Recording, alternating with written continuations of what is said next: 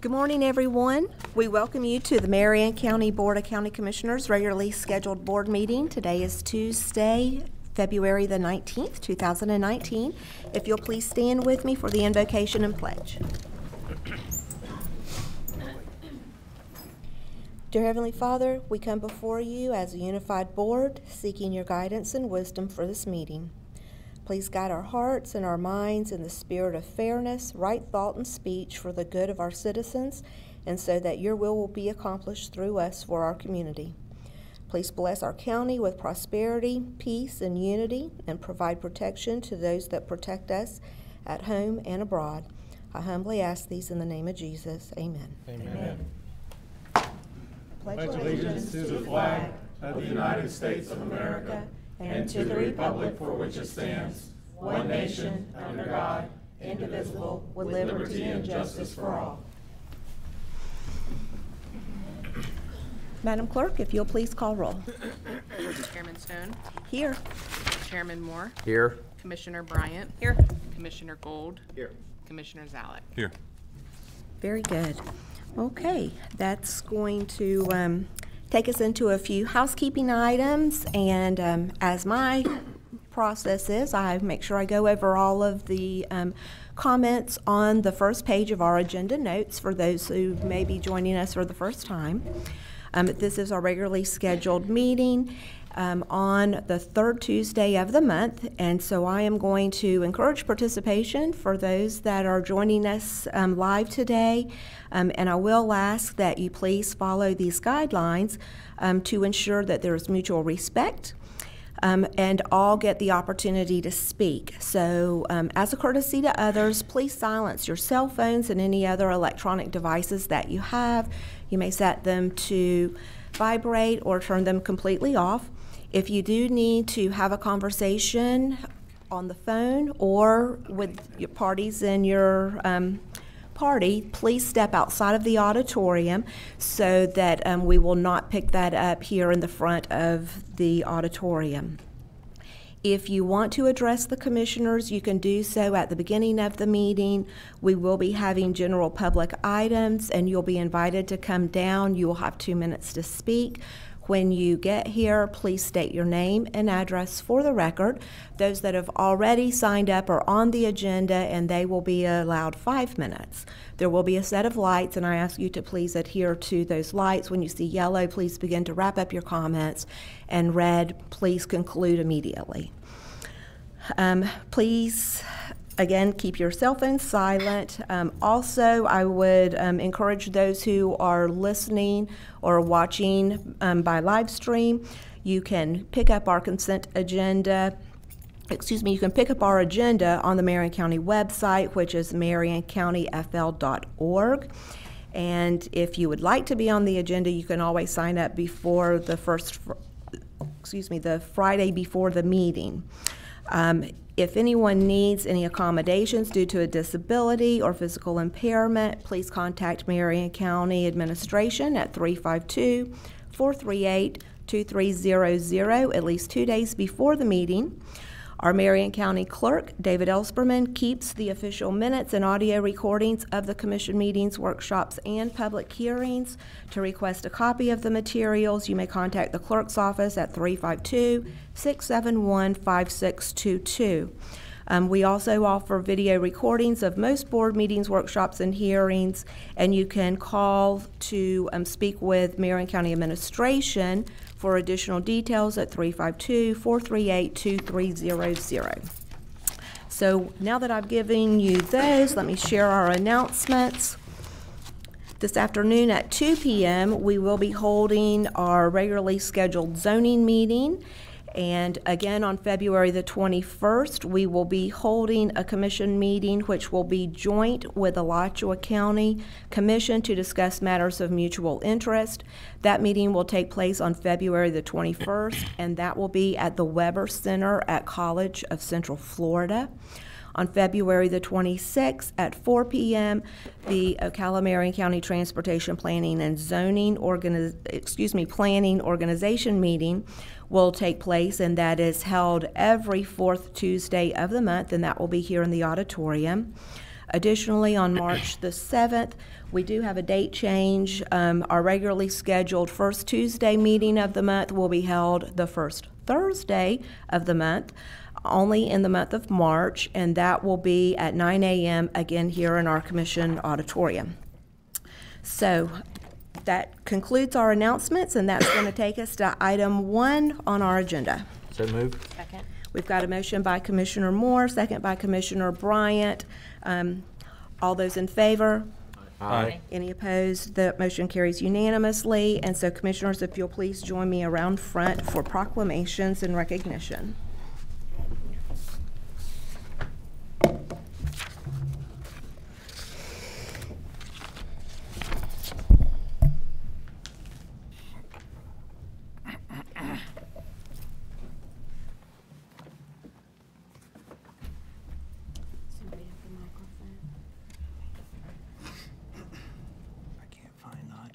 This morning, we're going to, this morning, Nope. hello? Give it just a second. Red light's on.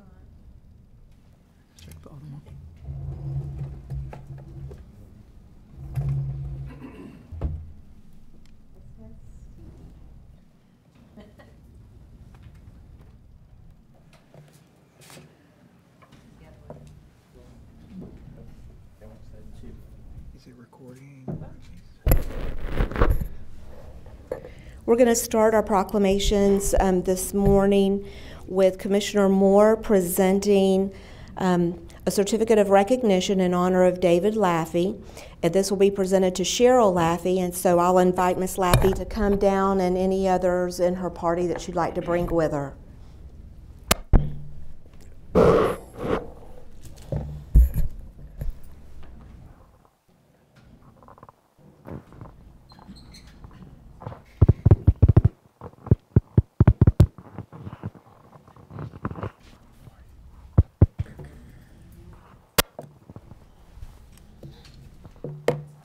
Well, actually, I have two things for Miss Lappy.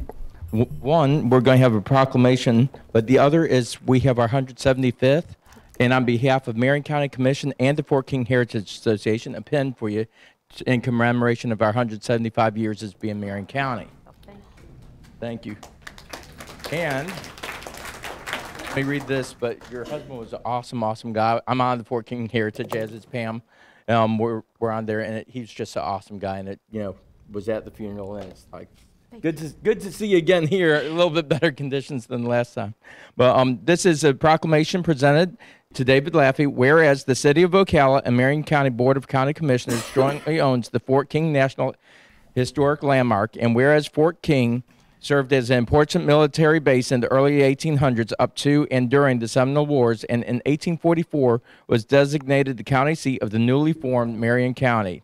And whereas preservation and interpretation of historic resources is a high priority for local government, and whereas the Fort King Heritage Association has been dedicated to assisting local government with acquisition and development of the Fort King National Historic Landmark and fervently advocating for the Fort King in the community. And whereas David Laffey was an active member of the Fort King Heritage Association and served as its association president from 2015 through 2018. And everybody that bought a log, thank you, because if you knew David Laffey, you bought a log. Anyway, just saying. And whereas David Laffey was a leader whose mindful consideration to the service of others has resulted in a vision for the Fort King National Historic Landmark that will serve as his legacy for generations to come. And if you want to see his legacy, just go down Fort King. It's on your left-hand side as you're headed towards baseline. And David Laffey is the reason why we got it up and got it past talk, by the way.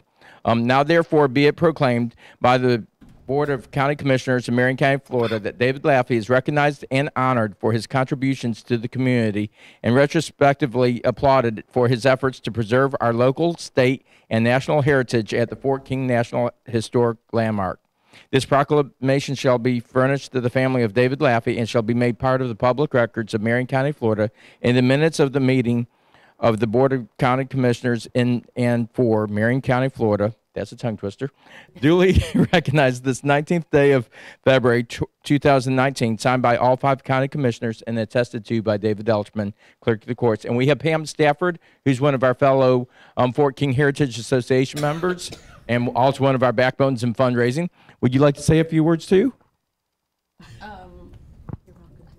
If you want. If you don't want to, you don't have to. I feel privileged to have served with David. He truly was a leader and an inspiration to all of us who worked on Fort King. Okay. Thank you so much. Thank you for coming.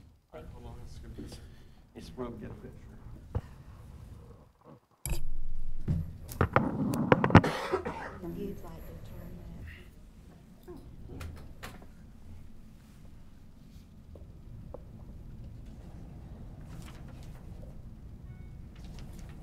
All right, 3, 2, 1. We'll make sure you get a picture of it.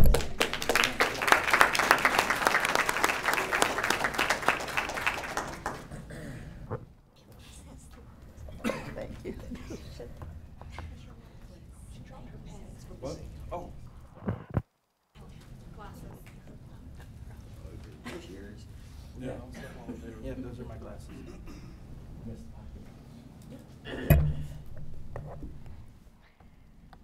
This is also Engineers Week, so I would like to invite all the engineers in the audience to come forward.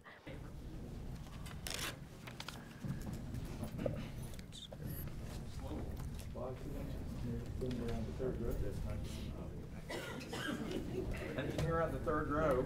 Good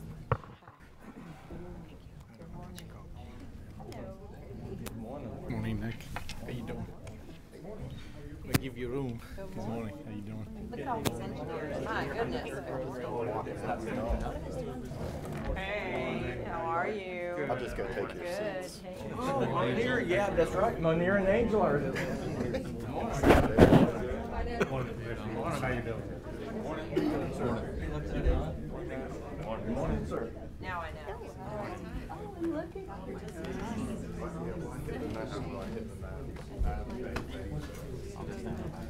You didn't want to look like this? How are you?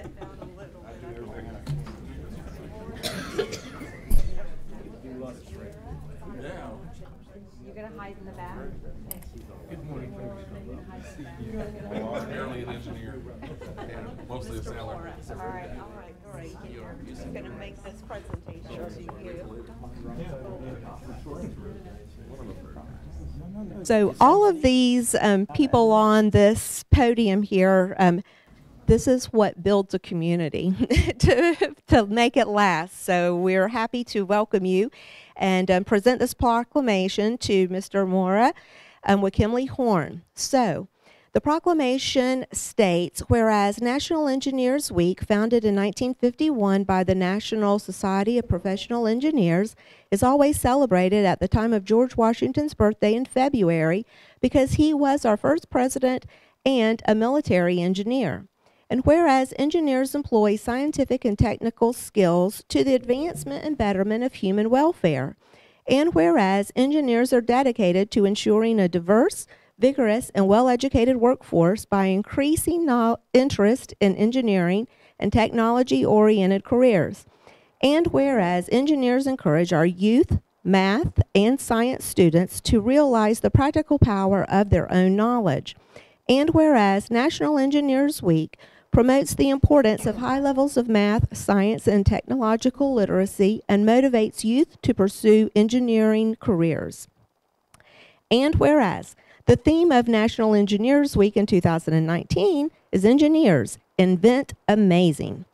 Now, therefore, the Board of County Commissioners of Marion County, Florida, by virtue of the authority vested in us, do hereby proclaim that February 17th through the 23rd, 2019, be known as Engineers Week. This is duly proclaimed the 19th day of February, 2019, signed by all 5 county commissioners and attested to by David Ellsperman, our clerk of the court. And Mr. Mora, would you like to share a few words and some activities that are taking place this week? Again, my name is Nick Mora, and I'm the president of the local chapter of the Florida Engineering Society. On behalf of all the engineers behind me, we are very excited to be here today to receive this proclamation. Engineers, basically, our job is to make the public safe in all facets, and we do so by making sure the roadways are safe, the intersections are safe, and even go as making the drinking water clean for the public. So one of the biggest things that I'm most proud of about our chapter is the fact that we do a lot of good community outreach for the local kids around the area. This ranges from hosting a Science Saturday event every January for kids. This year we actually built paper roller coasters. And a couple of weeks ago we hosted the math counts competition for local middle schools to come and compete locally and at the state level. And we actually have an event coming up on Saturday, March 9th, which is our engineering day at the Discovery Center. And it's basically an event for kids age 5 to 15 to come and engage with the engineers in town and build bridges and build chains, and actually come and have an egg drop competition where they can go up in a bucket truck and drop an egg to see if they can make it survive the fall. So it's March 9th, and if you're interested and want to sign your kids up, it's a fun event, and we always have a good time doing it. So thank you again, and appreciate it. Well, thank you to all of you that are here. Again, this is what builds our great community. Do we have anyone else that'd like to say a few words? Okay, we'll take our photo.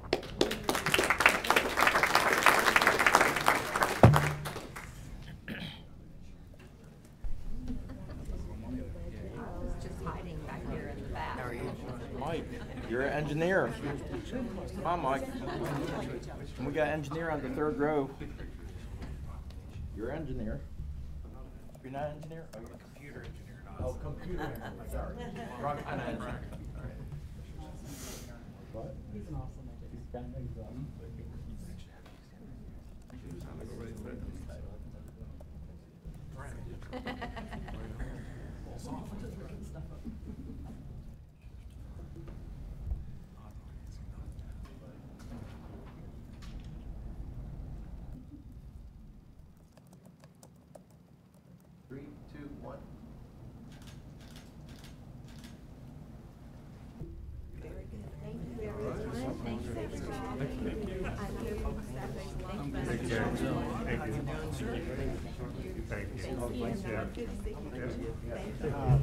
Good to see you. I think so. See you, Nick. How many are the elements? 5 for eminent domain? Yeah, the 5 other or one. 6? Okay. Doing so good. Oh, do I need to get you working out with me in the morning? So you can move that chair.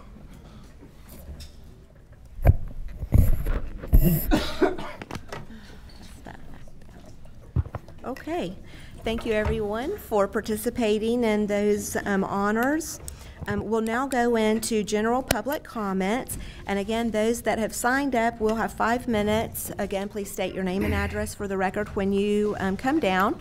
And I'll start with, because the first two have pulled off of our agenda, Kathy Wyckoff with the AHA project. Yeah, I learned sometimes people cancel. I'm going to try not to cough too much. I'm a little ill. Uh-oh. But hopefully I'm not going to breathe on any of you. Anyway, good morning. And this is the AHA project report for February 19th, 2019. And I just want to give you a little update. Still waiting on my public record requests from the jail on the expert suicide report and the expert contraband report. They were completed the 1st of December. I'm still waiting on my public records request on programs. I don't have a reason on that, but I know they just had a change on their public information officer, so hopefully we'll get some changes there. We've had some things. Florida's been in the news. Florida is the most incarcerated state in the nation and, shockingly, in the entire world. 31 states have incarceration rates higher than every other nation on the earth, but Florida wins hands down. And within our state, it's absolutely a complete win that Marion County has perfected the prison pipeline and prison industrial complex to an exact science. Only data could provide that Marion County will win the most incarcerated place on the planet and in the state. But we really don't have data at this point, so we'll see if we can get that. I've attached an article and a study that talks about that. I just wanted to update, of course, a request on the Public Safety Coordinating Council and when it might be meeting going forward. And I'm sure you're wondering, why do I keep coming here every 2 weeks when I get the same answer? Because I know this is vital. I'm at the front lines. It will save lives. It will increase public safety.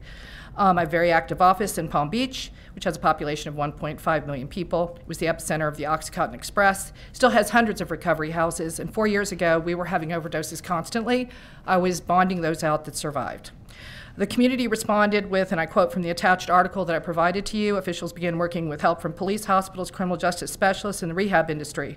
Not just talk, but meetings and extreme action. Palm Beach has a robust Public Safety Coordinating Council, and the $6 million second chance grant we awarded and frittered away, they did receive, and they put those millions to work. I've attached data reports and information on the incredible work they have done since that time. Our jail now has 1,500 people in it on average, up from 900 when Sheriff Woods took office.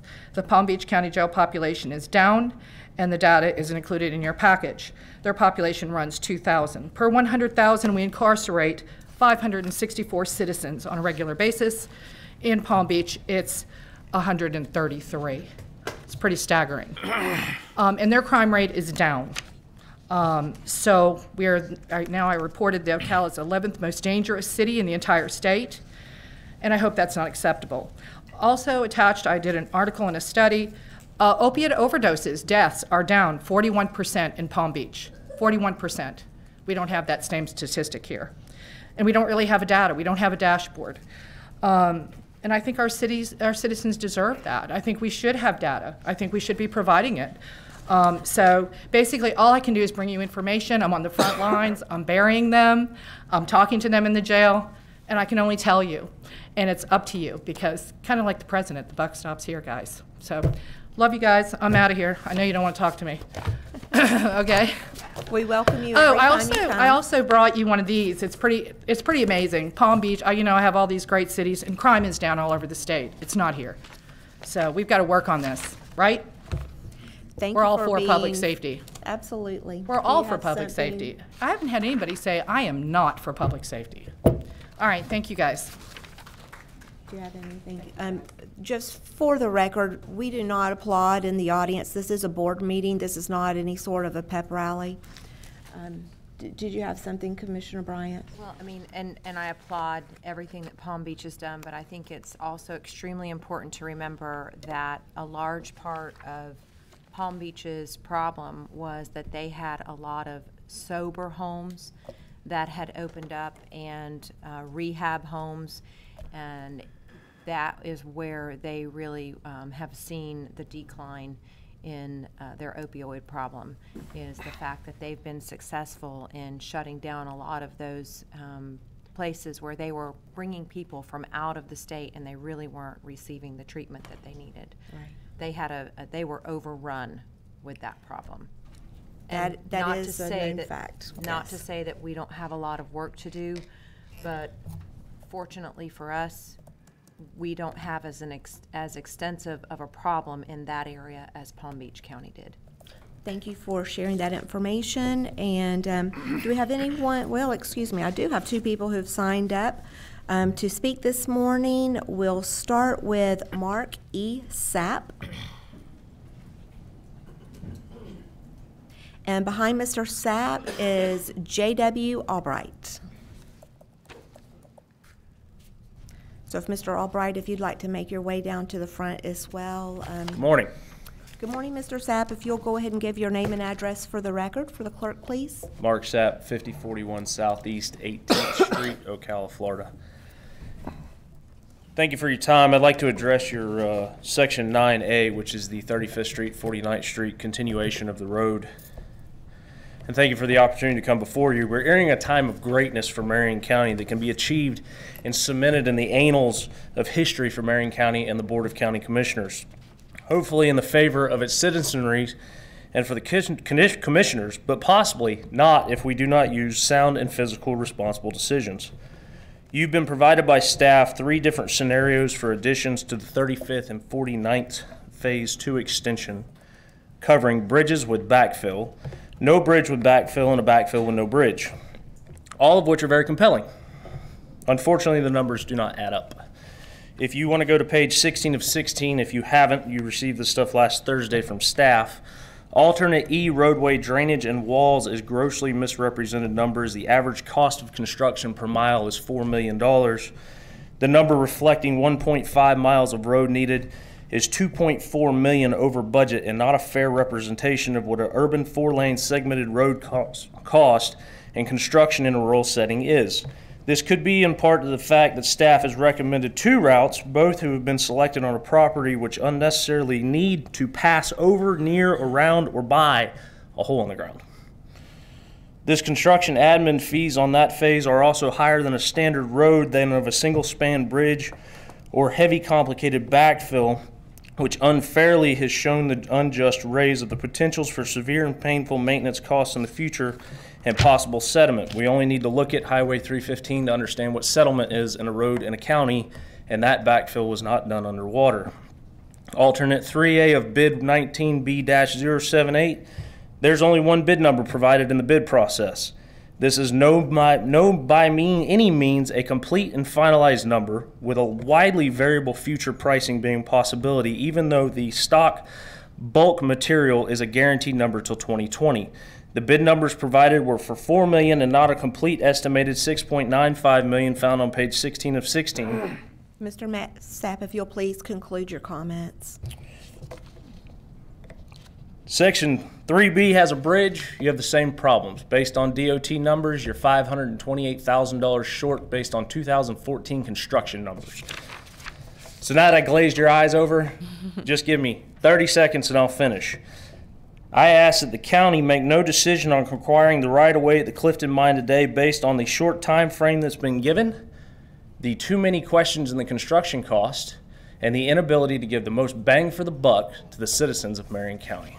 Thank you for being with us today. And Mr. Albright. Good morning. Thanks for having me. It's J.W. Albright. My address is 812 Centerwood Court, Brandon, Florida. I own Tampa Bay Home Improvements, licensed building contractor. I'm expanding my company in this area. Just one second. Could we please pull his mic up a little bit? Okay. Is this good? Is that good? I think they're going to try to give you a little bit more volume as well so that we can hear you a little better. All right, I'm on the stage fright. Okay, let's Sorry. restart his time. And okay, go ahead. Good morning. My name is J.W. Albright, 812 Centerwood Court, Brandon, Florida. I own Tampa Bay Home Improvements. I'm a licensed building contractor. I'm slowly moving my business up this way to retire, and as I do so, I acquire properties for improvement and then either hold them as rentals or just maximizing the neighborhood for where I purchase. I bought 550 Southeast 129th Street, or 129th Terrace in Silver Springs. In the process of the contract, I was improving it. With a title search, we found additional liens from the previous owner. And then at closing, one of the $3,000 code enforcement liens came up. I tried to renegotiate the pricing. I'd already invested money for the improvement prior to closing, and didn't want to lose it, so he didn't want to renegotiate. So I took the property, knowing the lien was on there at closing, and at this point, the property's been well improved, pressure washed, cleaned up, yard's great. I've done the pumps, the septic. So with that lien that's in place, I guess I just would want to know what we could do to either rescind it or maybe hard costs only, since I do plan on retiring up here and doing all my improvements with my company here. Commissioner, he is talking about item 7.2 on the consent. When we get to the consent, 7C2, when we get the consent, if you want to pull this item and discuss it at that time and make a decision. Very good. Oh, sorry, I didn't know. Yeah, that's okay, Mr. Albright. We appreciate you coming up from Tampa and the investment that you made in Marion County. That item will be on our agenda a little bit later. You're welcome to stay until then. Do you have any additional comments? Nope, thanks for hearing me out. Okay, All right. absolutely. Thank you. Do we have anyone else in the audience who would like to speak? Mr. Scheer? Here, I'll hand this out before my time's up.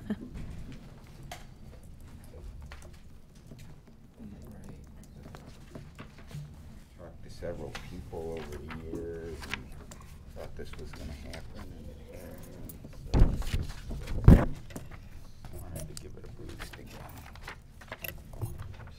Okay, thank you, Doc. Just one, that's okay. Thank you. We're just asking that. Mr. Shear, if you'll give your name and address for the record. Douglas Shear, 2301 Southeast 85th Street, Ocala, Florida. I'm here representing both Shasta and Shady Greenway Conservation Alliance.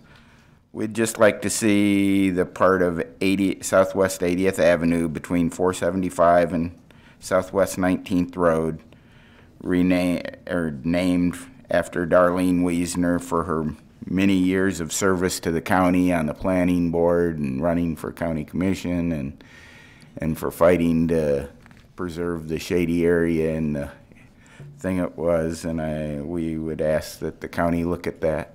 Thank you. Thank you, Mr. Shear. Do we have anyone else in the public who'd like to speak? Mr. Muniz?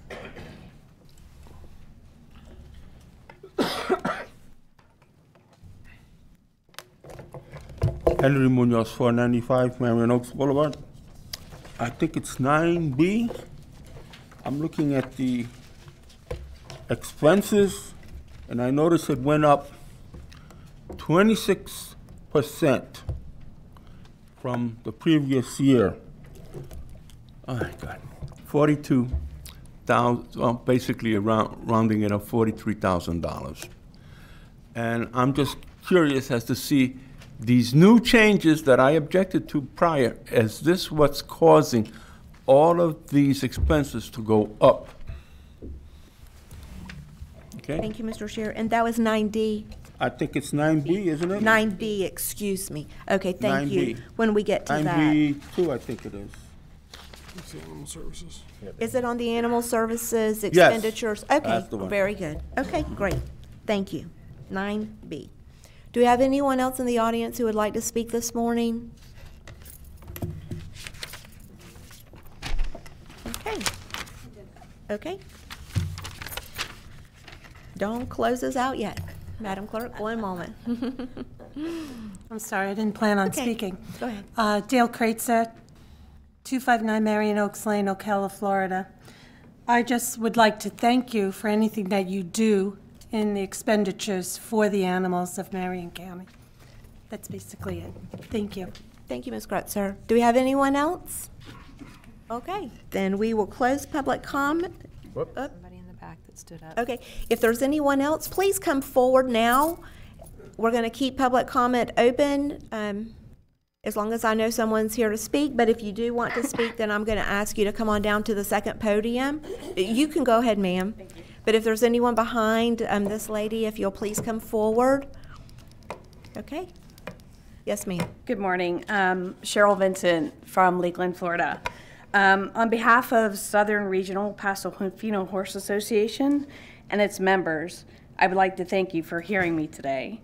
Southern Regional Paso-Fino Horse Association was previously issued their first right to sell, right to serve alcohol permit on November 16th through the 18th of 2018 at the Southeastern Livestock Pavilion. Sorry, I'm a little nervous.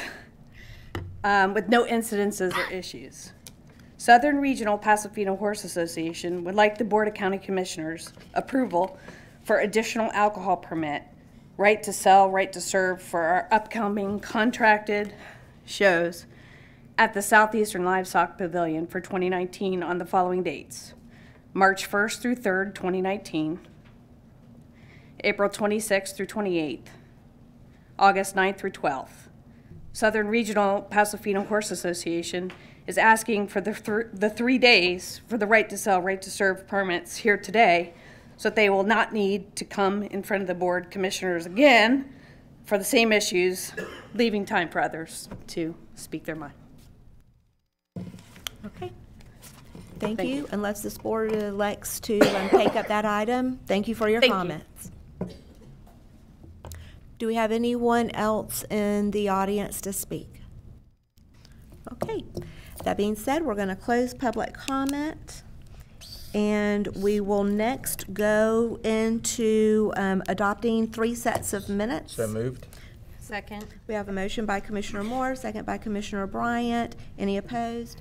That motion passes unanimously. Constitutional officers, do we have anyone from the Sheriff's Office with us? I don't think so. So Go ahead and move it. okay, we've got a motion by Commissioner Moore to approve item 4A. Second. And Second by Commissioner Zalek. go ahead, and then I'd like to have a little bit of discussion. Sure. afterwards. We'll open it up for discussion.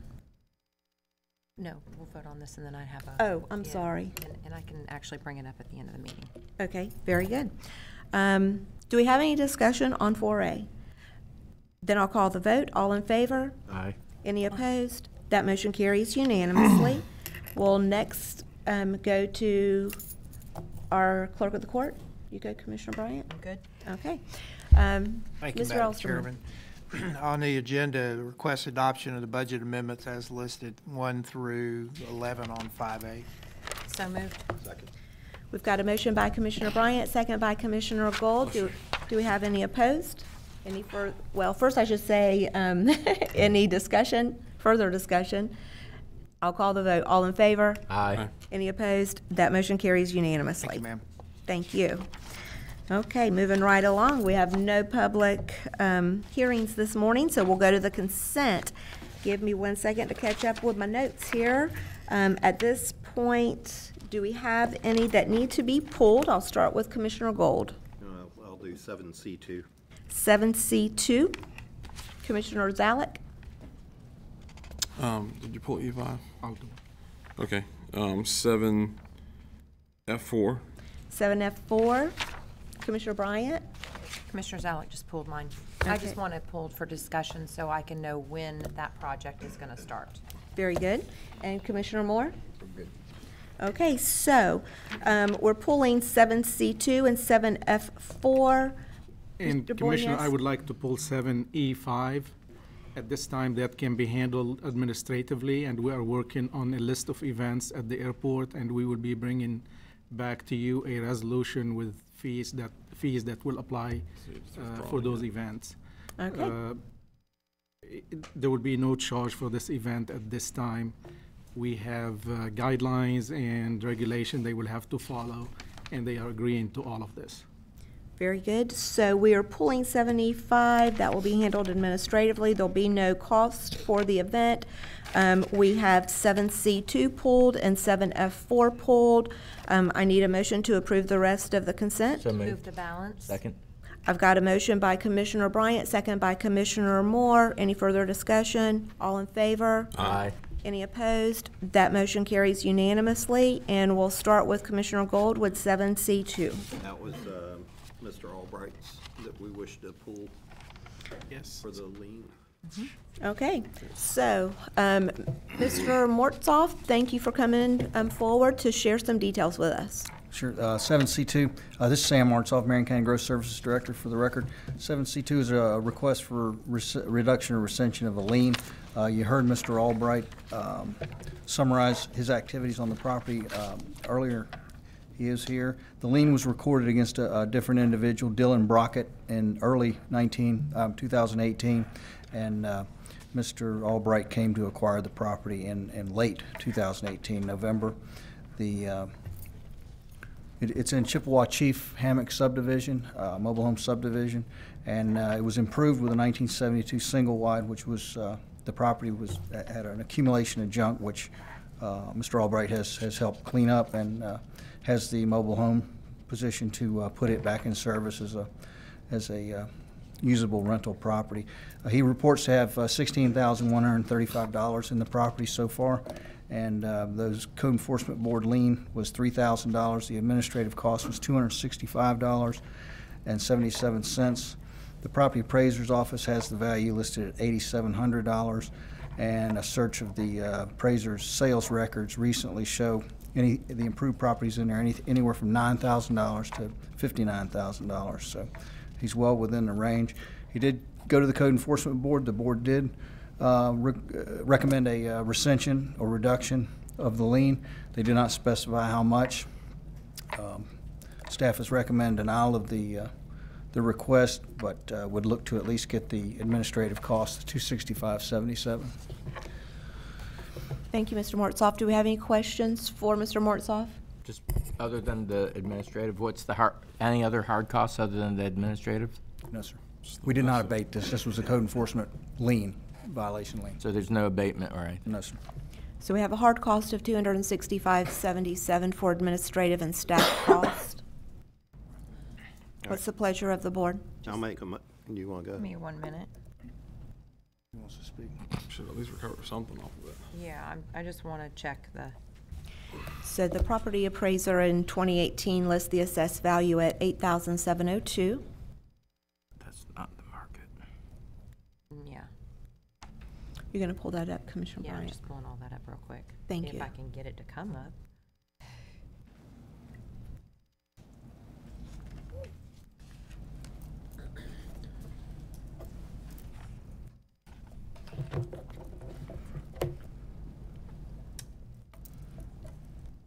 Why isn't this parcel number coming up? I'm not sure if we had that part of our...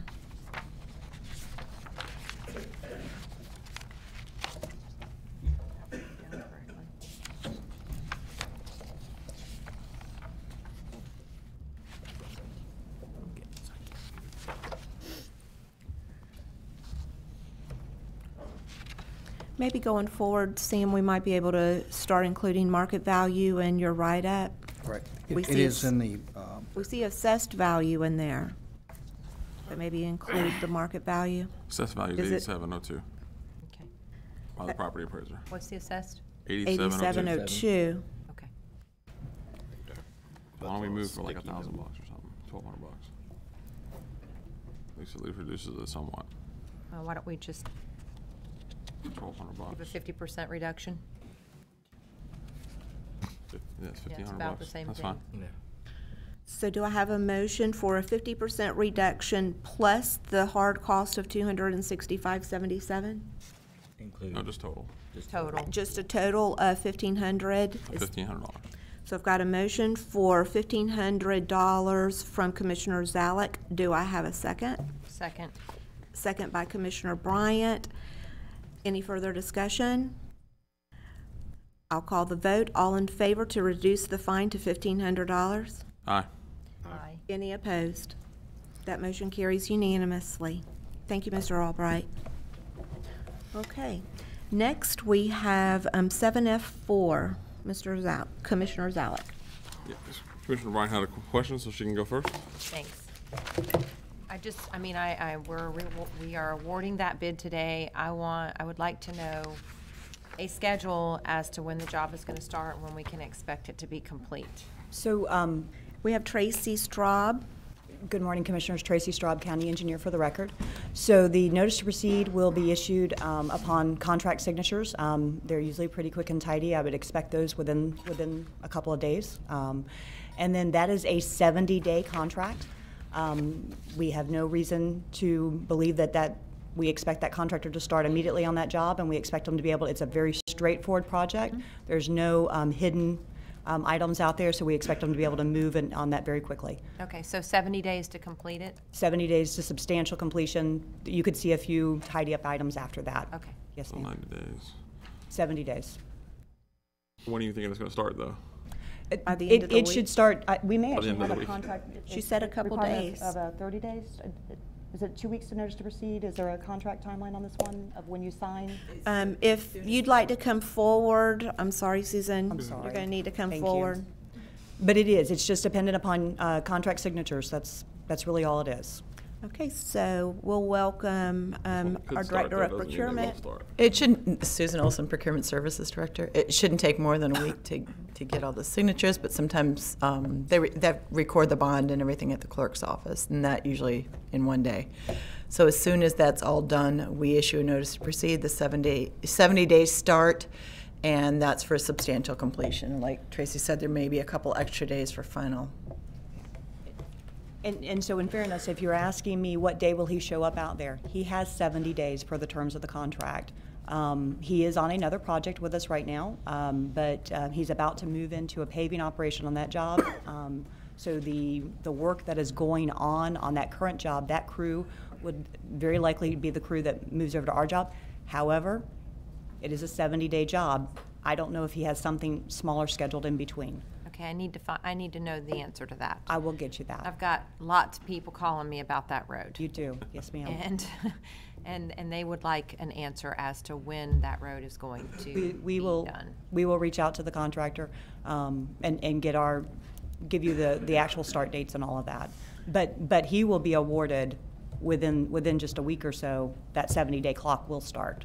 Okay, and when you have a conversation with the contractor, let him know that this is a high priority. Yes, ma'am. Thank you. Can do. Commissioner Zalek, do you have any I still don't have faith in the contractor. I'm not willing to put them on any jobs, especially since they haven't finished the last one we have an agreement with. We've stated many reasons why. So I want to pull it to be able to vote against it. Y'all can do as you please. Okay, well, I'm going to move to, for approval, 7F4. So I've got a motion to approve 7F4 to award the contract to Art Walker Construction with a 70-day window to complete the project after signatures by the end of this month. It's substantial completion. It's not completion, Commissioner Stone. Just make sure. It is substantial. I'll second it. It's different. We've got a motion by Commissioner Bryant, second by Commissioner Gold, and a question by Commissioner Moore. Okay, on the current project that they're currently working on, have we had any quality issues? That project is going rather well. It is in the northwest part of the county. It is a road widening with an overlay. They're doing very, very good on that job. Yeah, because that was like a probation trial thing. This is your last chance, you know, and we haven't finished up the last chance. So I'm kind of with Commissioner Zalek on this. We haven't given that last chance to see, but to this point, they've done well, or where? They're on schedule. But I mean, the schedule is not where my thing is. The quality is, you know, the work. Schedule. The work is appropriate. At this point, they have been pushing out the road, doing the widening operation, and we should see asphalt going down, if not this week, beginning of next week. Okay, so what percentage are we done on that road? I would probably tell you the road widening part was the greater percentage of the work. The asphalt work is probably the more expensive part of the work. But isn't asphalt where we've had the issues before, or was it with the foundation? It will be both. It'll be all of some of the jobs that have come up with concern. It's been various aspects all the way through. Okay. So he continues to perform at a level acceptable to the county on road projects. He's not banned from bidding on our projects. Yeah. So I've got a motion by Commissioner Bryant to approve, second by Commissioner Gold. Any further discussion? So I'll call the vote. All in favor? Aye. Any opposed? Aye. That motion passes with Commissioner Moore and Commissioner Zalek dissenting. I will provide a schedule. Thank you. Very good. Okay. That takes us through consent. Mr. Mentor, you have nothing. I'm just confirming. Nothing today, thank you. Okay, that's good news. I'll take us to our county administrator, Mr. Boynes. Good morning, Commissioners. The first item is 9A1, an update from Procurement Services on empowering Marion for success. Should just stayed up here. Susan Olson, Procurement Services Director. Hi. So I am here to bring you our kind of update on empowering Marion for success. And procurement in the strategic plan for administration had two main items, and we're kind of involved in a little bit of a lot of things. So the two main items that we had in the strategic plan were regarding the spend analysis program and electronic workflow. So both are tied to the Tyler Munis software, and we are working on those. We just started our training in the financials, and it's going well, and it looks like it's going to be a very good answer to having a good spend analysis program in place. And again, that's going to allow us to very easily see the type of things that we're buying, how we're buying it, where we're buying it, who's buying it, and what we're paying, and especially like projects and things. It's going to give us a very good ability to report on how we're spending our money. Electronic workflow is pretty self-explanatory. We're just going to try and get everything through systems electronically so we can get bids moving faster, contracts moving faster. The other 3 items that I had listed on here were kind of more broad items that kind of touched in HR and administration, but we are part of these in our department, so we do a lot of team building and social interactions. So we include things like our team building we usually do about 4 a year, and we kind of tried expanding some of that out a little bit this year. And it really has caused the department to have really good communication with each other. They're helping each other out without being asked. It's just created a very positive atmosphere, and I'm not saying we don't have problems. Everybody does, but I think the team building exercises that we're allowed to do as a department have really helped our communication and really helped the workflow and the cooperation. In addition, we've been trying to expand our vendor training. We've reached out. We had a training with the CEP this year, too. I believe the city of Ocala was also involved in that, so we had kind of multiple agencies in there. And we like to do at least 1 a year with the CEP so we can talk directly to their customers. But we also have regular vendor training sessions throughout the year. So we put out a notice that we're going to have a training session. Vendors can sign up and they can come in and meet with us, either one-on-one or we do it in a group setting. And that's really helped them to kind of put a face to a name instead of thinking that we're just bureaucratic government workers in here. And it just helps them to understand the whole process a little bit better because it can be overwhelming to smaller businesses. So Susan, could you address the issue for the public's information? What is the process for a vendor, someone who offers services that would like to become an approved vendor and do business with the county? It's really easy because we don't really have an approved vendor list. So every time we put out a solicitation, whether it's an informal quote or a more formal quote, we list the requirements, that we need from that vendor in the quote itself. So we don't have a predefined list of approved vendors for absolutely everything we do. We define those qualifications within each solicitation. So any vendor can quote on or bid on anything that we have as long as they meet, the insurance requirements, licensing requirements, and experience that we're asking for. And those solicitations are made how? We write specifications with the help of the department. Sometimes we have an engineer helping us. It depends on what it is. And we put it together in kind of a package saying, this is what we want, this is what we require from the vendor, and this is how we want to see your proposal. And we'll put it out there on the internet. It's advertised on our website. It's advertised, if it's formal, it's advertised in the Ocala Star banner. And we put it up on our screen in our front. It's kind of all over. They can call us up. We'll email them a copy of it. We try to get out there as much as possible because we feel like if we get a lot of vendors interested in doing business with us, it helps us, obviously, through competition, and it's going to drive pricing down for us. So if someone were to go to the Marion County website, they can click on procurement, and they'll be able to see all the open jobs that they're welcome to bid on. There's a link to our Demand Star site there. Okay. Or they can just call us up, and we'll send them whatever they want. Very good. Yes. Okay. So, do you have anything further? Just a couple more of the other items that we had in here. Cross-training. We've always been cross-trained, but we're trying to expand it. So we have our business services side, which does more of an accounts payable function, as well as the procurement side, who does the contracts in the solicitations.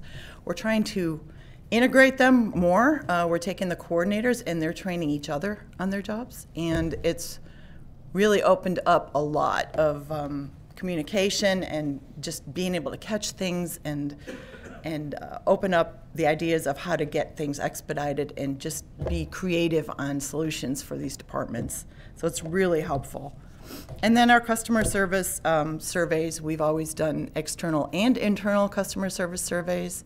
The last one we did, we started asking broader questions, just overall satisfaction with us, and our external surveys go to our vendors, and we had a 90% customer service, our customer satisfaction last time we did that. So we were real happy with that, but we always try to improve. So Very good. That's our update. Commissioner Gold? No, just want to say I've had multiple vendors compliment your office Really? that have reached out to you. Oh, They said good. they help, and so it's been great. It's nice when you hear that they take the time to follow up to say how Yeah. good the service is, so That's, thank you. We need to, appreciate we that. need to follow up same day, if They do. possible, yeah. So it was great, thank you. Wonderful, thank you. Do you have Good to hear. any other comments, questions? I'll just say thank you, and the more that we can get the message out on how our locals can do business with the county Yes. is very important to me, to Yes. foster that business and partnership as well. So I appreciate the consistency that you're always trying to make sure it's out in many venues Yeah. and making it easy for people to get that information. Yeah, I hope it is, and we're just going to keep pushing. Thank you. Thank you. Okay. Thank you, Mr. Boynes? Commissioners. And next item is 9B, which is an update on animal services operation and expenditures. The board has been asking about this for the past couple meetings, and you will have in this report a list of immediate capital items that we are recommending your approval on those. And Jim Sweet, Acting Director, will lead us through his report. Okay. Good morning, Mr. Sweet. Would you like to give your name and Good morning, Commissioners. Jim Sweet, Acting Animal Services Director. There's a couple items that we put together for you concerning animal services and how we've been operating for the last several months since our changes. One of them is an expenditure report. One of them is the action steps from UF, and it shows updated what we have been able to complete. Another one is an operational update of animal services and an organizational chart with a breakdown of the positions that make animal services happen. So, overview, we have completely really changed how we operate, and we're pleased to do so. We're assisting the community in different ways now than we were previously, which changes overall how we operate, and there is some expenditure changes. To answer Mr. Munoz's question, there has been some changes to our expenditures, but it's very early to really compare. It really would take a full fiscal year to really see the complete difference. Some of the changes that have inspired some of the extra charges recently are livestock. We have a large amount of livestock at the moment, and starting this year we had a large amount of livestock, and horses are much more expensive than puppies and kittens. So also the professional services that go along with that between veterinarians and farrier care, that has increased some of our operational cost on the livestock side. Hay and feed as well. Now, overall, we have increased some when it comes to our utility services. It's something we can't help. We are using a little bit more water, which has increased some of that cost, amongst other things. But I think it's a little early at this time to really judge how much more this is going to cost the county overall. The impact hasn't been that great, as in the cost compared to what we've been able to do. If you guys have any questions, I'm happy to answer them. Commissioner, As Mr. Boynes. As part of the report, you have a list of capital items that we would like the board to consider and approve. Mainly the steel cages that have been recommended in the previous report. We would like to move forward and acquire those cages. And with your approval, if you would allow us to take the money for that specific item from the board budget from professional services. We have money available in that line item that can be used. Thank you, Mr. Boynes. And Commissioner Moore? Well, I'd just like to make the comment that we need to give our animal services the tools they need to be effective, and I really appreciate the positive changes you've been making. Jim Sweet, since you've been there, you've done really some great things there, and I really appreciate it, because part of public safety is animal services, you're going a long way. So I fully support this, and I'd like to go ahead and make a motion to approve. Second. Okay, we've got a motion by Commissioner Moore, second by Commissioner Zalek. Do we have any other discussion? I do have discussion, if you don't mind. No, not at all. So just to be clear, I wanted everybody to kind of see the outline as well as what we're seeing. The $70,000 is a recommendation from UF Shands in our help to go toward this no-kill shelter effect. We've been pursuing that process for a number of months now. And really, Jim, I think you and your team, please tell them thank you. on behalf of the board. I think they've done an outstanding job dealing with, their own ability to change, right? The practice, that's always hard, right? Going one day, you walk into your job and it's one way, and you walk into your job tomorrow and we expect something different, but they've taken it like heroes and shown their love for animals and our community and really done the best that they could with the situation they were dealt, and we certainly appreciate that. You obviously don't have the money in your budget for the $70,000 cat cages. We don't want germs and disease and those issues being continuing to spread, which is costing us even more money. So by spending this money, we'll create efficiency, cleanliness, and a better place for the cats and everything to stay. And so we're looking forward to that, and maybe even building some cat rooms and those kind of things in the future would be something we can aspire to. But this is a great first step in moving that process. The other part of the $90,000 is going to be funded from facilities. It's a water line project to make sure both and the system is pressurized. The security cameras just to continue to make sure that our team is safe. And then the washer and dryer for surgery so that we're not mixing surgery and regular things. Yes. Those three items are coming from facilities budget. So I think that helps better describe. I mean, that's supposed to be taken care of in different, the $3,000 for the washers and dryers and stuff, that's going to come out of your budget. Yes. Okay. So let me clarify. Just wanted to make sure that everything was. Right. Yeah, I wanted to clarify that motion. The motion is to fund the stainless steel cat cages from professional services in the amount of $69,463.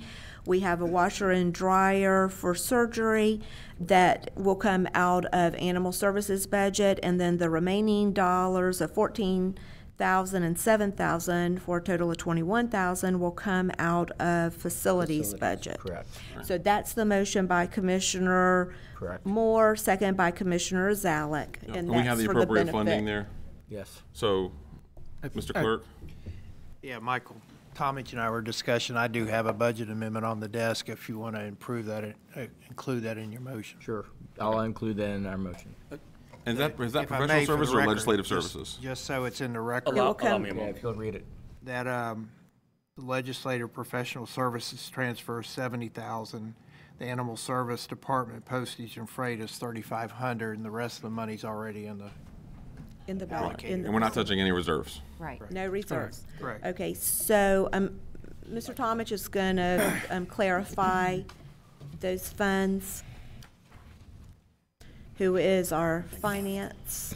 Budget director. Budget director. Did you have something, I did. Commissioner I just Bryant? have to ask one question for Jim. On the cat cages, is that going to change them out in both rooms or just the cat room? And when I say both rooms, I mean like the visitation room? It will actually encompass all three of our rooms, our Okay. adoption, our stray, and our community cat room. Okay.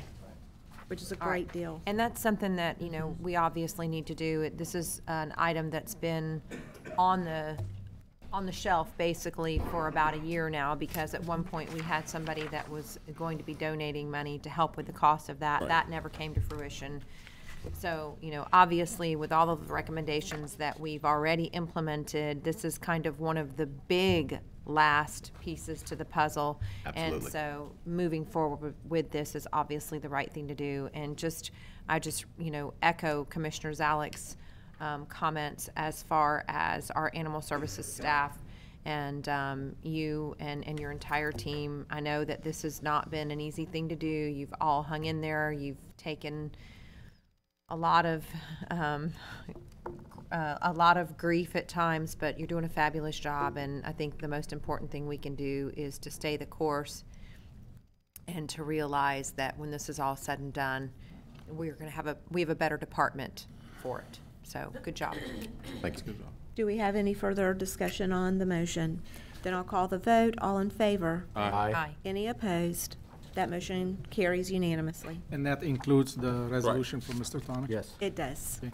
One thing I would like to add on this item, you probably have heard a lot in the past when we talked about the X-ray machine. With the help of Commissioner Gold, we have been able to coordinate with the sheriff and work directly with the sheriff, and he has been able to help us provide those services. It has been a very encouraging relationship when we need X-rays to be done in that regard. they have a mobile unit. They can go to anywhere we need them and provide that service to us. So we certainly thank the sheriff for being so flexible and mobile and such a timely response, considering our animals' well-being. So thank you, Mr. Sweet. One more thing, and that's probably would need a motion. If you would declare the shoreline cages to be a sole source, those are the cages that have been recommended to be used, then procurement can go ahead and issue a requisition and get it done quickly. So we need a motion for the steel cages to be sole source cages. So moved. Second, because I see Susan nodding her head yes. We have a motion by Commissioner Gold, second by Commissioner Moore. Any further discussion? That motion, I'll call the vote. All in favor? Aye. That motion carries unanimously. Very good. Thank you, Commissioners. Item 9C is an update for you on the 5-year sales tax plan. The agenda item describes about 5 different items that have been changed and modified to reflect changes in the project or money moved from last year to this year because items did not make it to us in a timely manner to pay from last year. Also, it will include an X-ray machine for the sheriff because their machine is due for replacement. And I do have a question. Okay, so Commissioner Bryant? When we talk about item number 3 on that list, what happened to our FDOT funding? This is probably our mistake from our end. We split the project too early in the process without knowing that the money was available and the grant has been approved. It wasn't available yet. As soon as we submitted the application, we went ahead and split the project and funded half from the sales tax and half from our grant. The money is not available. And do we have any idea of when the money will be available? Not for this project, but we are working on many other projects with DOT, and I think we stand a very good chance to get some major grants in the future. So Mr. Boyne, yes, this amount was originally funded in its entirety beforehand. That's correct. Okay, on our project list. And then it was reduced when we submitted the grant, but because the grant is not available, now we're going back to how it was originally on our project list. That's correct. Okay. Okay, I'm good. Okay. So I'll entertain a motion to 9C. Second. We've got a motion by Commissioner Bryant, second by Commissioner Moore. Any further discussion? All in favor? Aye. Aye. Any opposed? That motion carries unanimously. 90 Commissioners, we will have Tracy Straub, County Engineer, and the consultant will give you an update on the evaluation of Phase 2B to connect to Phase 2C, which is the interchange of the Northwest 35th 49th Street project.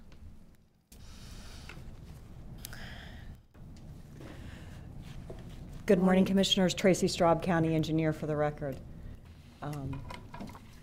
So in front of you today, you have item 9D, which is, as our County Administrator Manier suggested, it is the requesting approval of the alternatives comparative analysis for the Northwest 49th 35th Street Phase 2B project. Our consultant, Juan Guerra of Guerra Development Corp., is also with us today. And Juan has prepared this report. This has been a project in the making now for, I would say, over 10 years. You originally saw an alternatives evaluation back in 2010. As things have progressed, we've brought forward different options to you to consider, and we've taken action based on the various discussions as real-world scenarios have played out in front of us, what we found out. So the consultant has looked at all of this information that's been gathered over the last several years and has compiled it, recompiled it again, updated it with current numbers and current figures, and I'll let Juan get into the details of that final report that we have in front of you today. Thank you, Tracy. Juan Guerra, President of Guerra Development Corporation, 2817 Northeast 3rd Street. Because we're talking about the potential for acquisition of right-of-way and impacting people's property, I'd like to indulge and just read a statement of a proposal that we sent to the county at the beginning of this project. And please bear with me, it only takes a second. Take your time, Mr. Guerra. Thank you. In accordance with our business model of focus on service to Marion County's transportation projects, GDC's projects are carefully screened to preserve total objectivity to our primary client, Marion County. Over the past 20 years, GDC has rejected private projects on the corridors on which we're doing projects for Marion County. The reason we have done this is to preserve a 100% objectivity on the recommendations we give you and to be free of conflict of interest. Having said that, we have prepared this report for you on Phase 2B, which is the final segment that closes that corridor east of I-75. Madam Chairman, I am prepared to go through the report in extreme detail. What is your pleasure? Would you like me to summarize it? You have the report in front of you. You want me to touch the highlights? What is your pleasure on this? I will bring that question to the board. Board, what's your pleasure? So, Madam Chair, I think that the best thing we can do, I don't know if it's at the pleasure of the board, though, is obviously just have you put on the record why one alternative is better than the other, which alternative is the best, why right-of-way costs are where they are, and how you got to those numbers.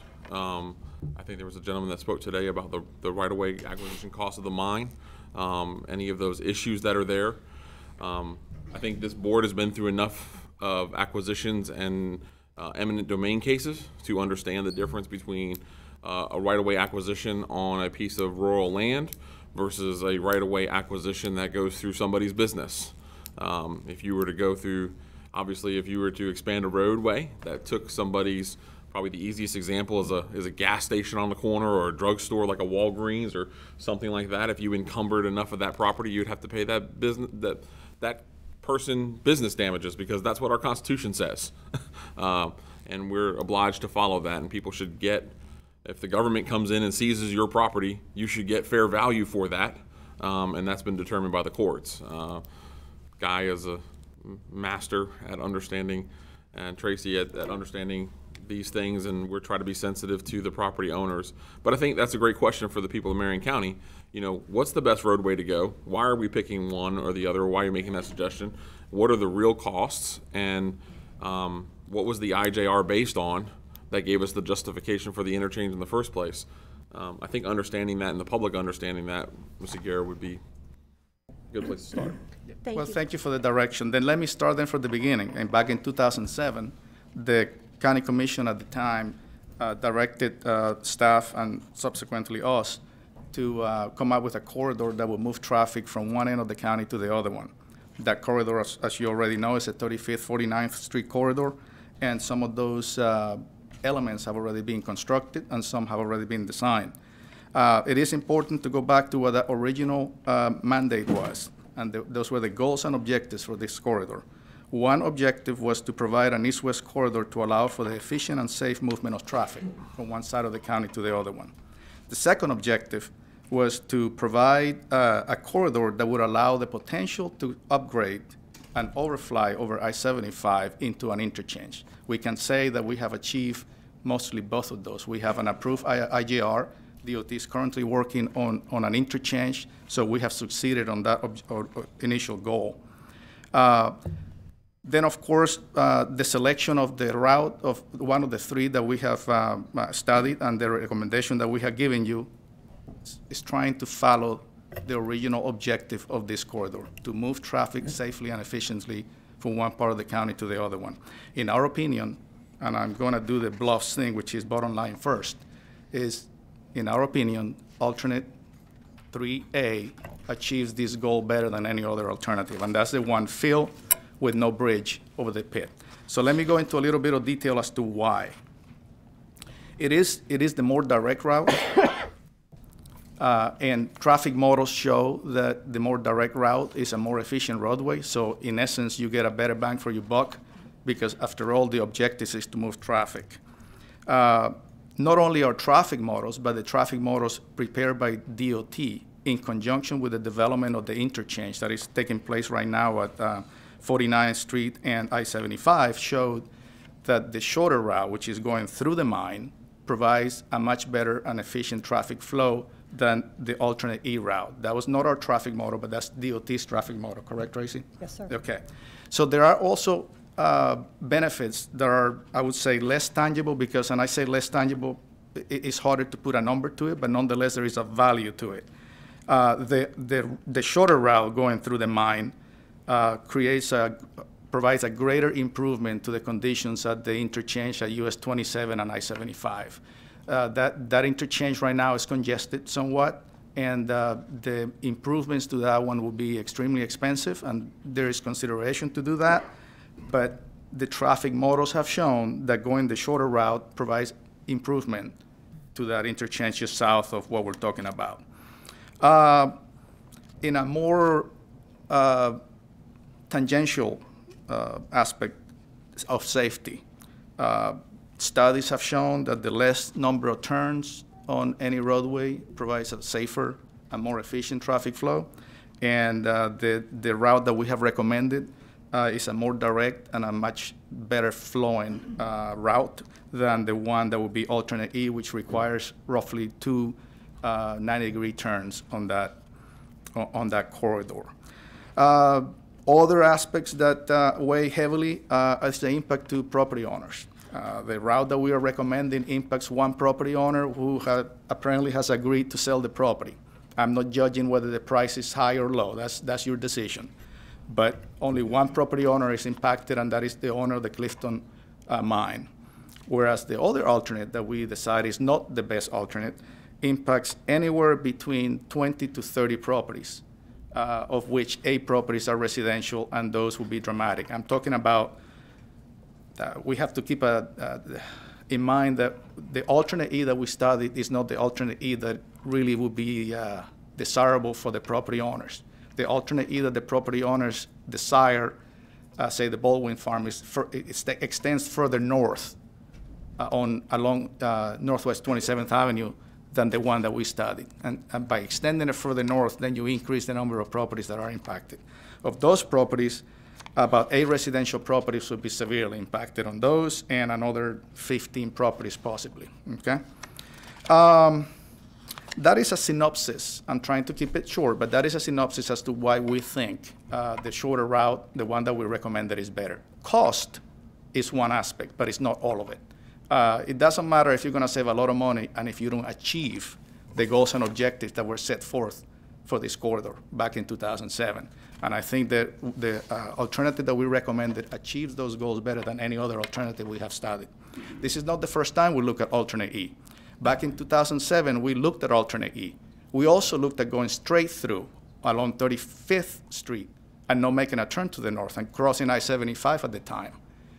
But that would not have allowed us to achieve the second goal, which was to have an interchange. Only at this location at 49th Street would we have had a chance to get an interchange, and we did that, okay? So let's talk about cost.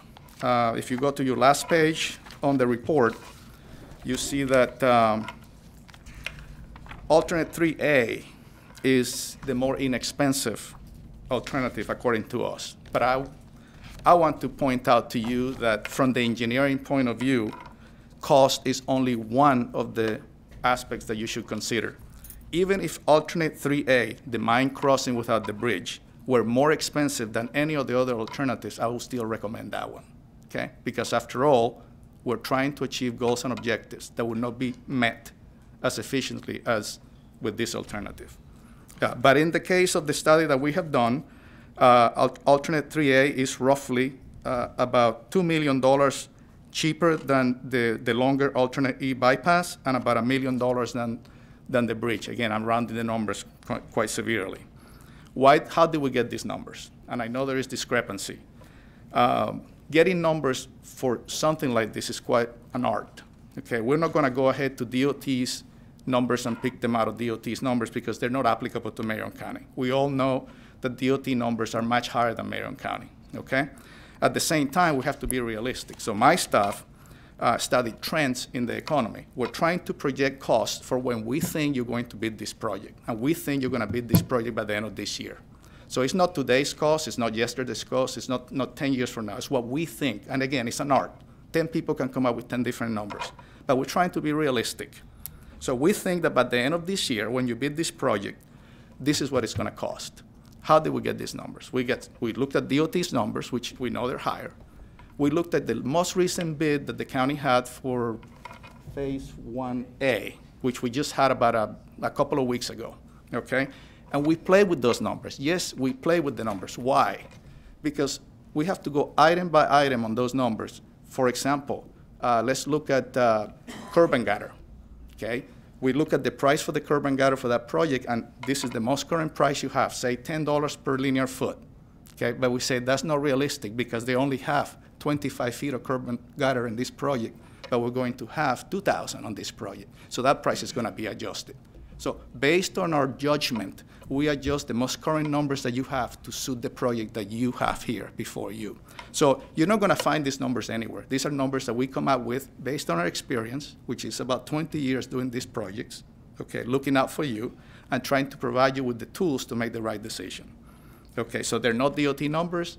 They're not the latest bid that you have. It's what we think is the most realistic numbers that you're going to have at the end of the year.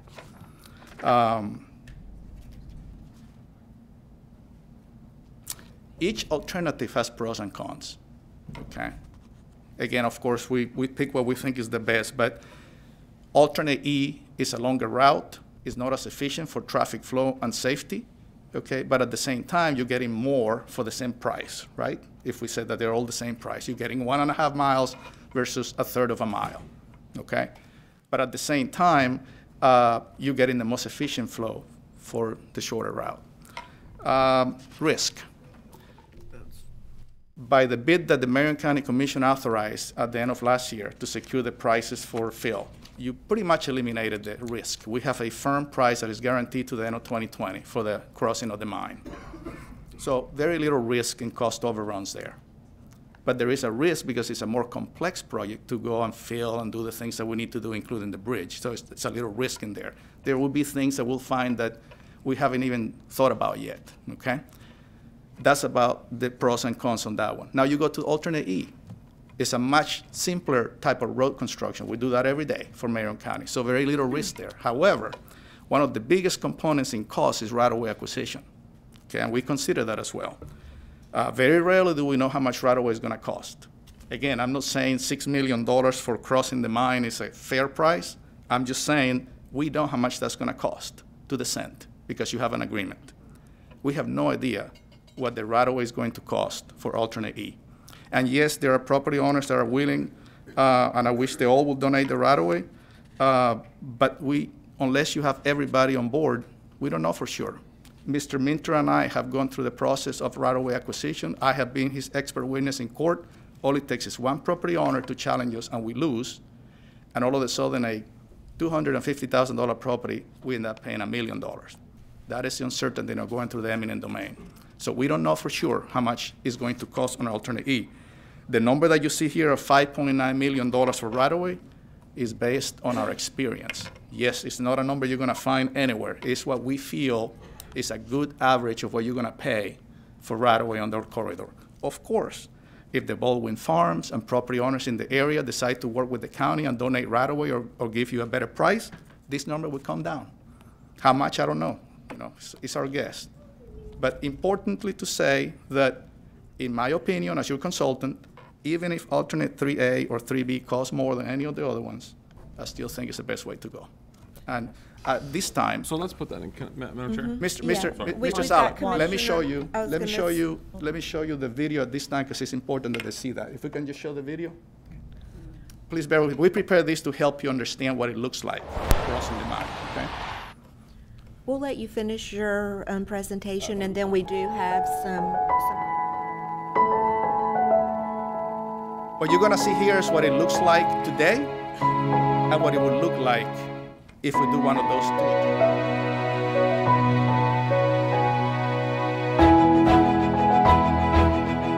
Seeing green is what is underwater in the lake.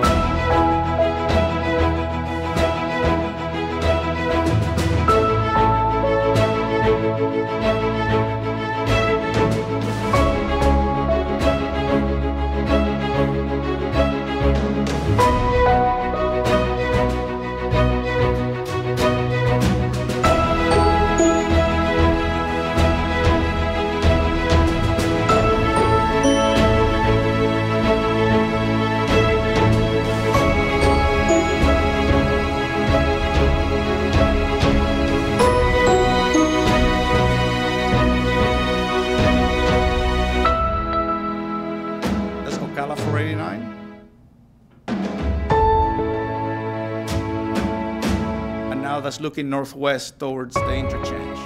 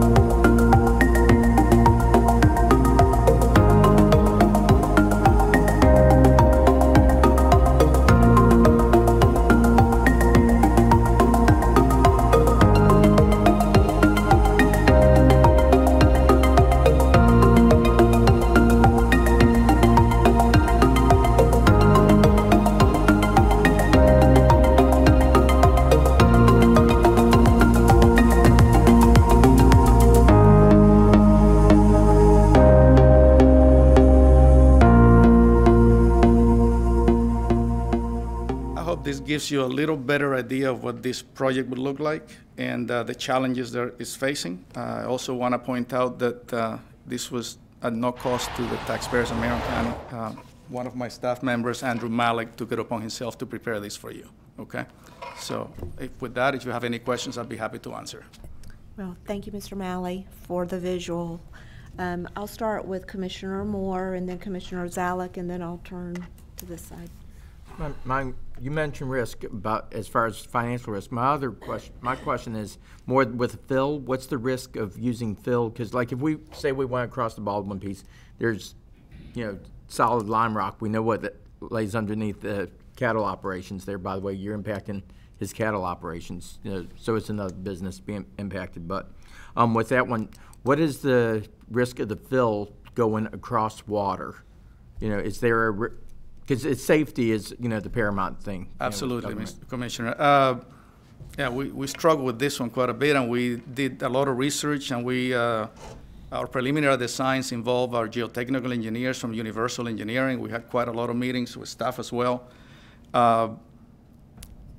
We worried about that, and the solutions that we have proposed here address those. For example, if 2 years ago, local contractors suggested that we could use material that was available at the mine and just push it in there and just fill it.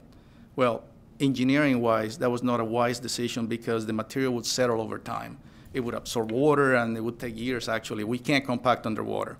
So our geotechnical engineers suggested to use rock because rock does not absorb the water dissipates right away, so it settles. We can't compact the rock, but still, it's not going to settle as much as, say, regular clay or sand that is going to be put in there. That's why the rock, as DOT would say, will be about $110 per ton to install. With the price that we got from the bid that you guys recommended or asked us to do back in December, we got that price now nailed down to about $55 per ton plus installation, which is maybe another $10. So significantly less than what DOT has. I don't think that rock may settle some, but it's not going to settle as much as the other material, and I think, of course, we will consider that. We have minimized, if you see the significant number of retaining walls that we have there, some of those walls are 50 feet high. We broke it up into 2 pieces, okay? But the reason why those retaining walls are there is we did the analysis, and we tried to fill into the lake like some of the original designs call for filling all the way. Those retaining walls prevent us from having to fill or allow us not to fill in most of the project. The only area where we fill is right around where the excavator by the bridge. So we have minimized the amount of fill. The bridge option actually eliminates about 50% of the fill, okay? But of course, the bridge is a little more expensive. So I expect some settlement, but by the materials that we're using, we're minimizing the risk for settlement on that one. So we're pretty comfortable. Now, the bridge option was also a big concern we had, having an intermediate support for a bridge so near to a sheer drop on the lake. Would that land just collapse? Most of the overruns on bridge installation as you're driving piles and you find that there are holes underground, and then all of a sudden you have $50,000, $100,000 more in cost because you keep driving piles. Our designers came up with a very neat, clean solution, which is very long span for the bridge. It's 150 feet clear span, very large girders, but we eliminate the intermediate support, so we have no risk there. So the bridge, in essence, has zero risk, in my view. The bridge is going to be supported on soil that we control the installation. So very little risk on that one. Yes, there is a potential for some settlement on the rock, but by using rock, as we have specified, we're minimizing that. Yes, sir. Commissioner Zalek? So let's just, I mean, I think between maybe even Guy's input and Juan's, Mr. Mentor, what do you think about the right-of-way price? Well, a couple of observations. We've talked about this before. This particular option contract we have with the Clifton owners is a voluntary purchase and sale transaction. When we initially started negotiations with them, the first numbers were more than $20 million. We came down significantly below that, and we've ended up at $6 million. But that's with a voluntary transaction.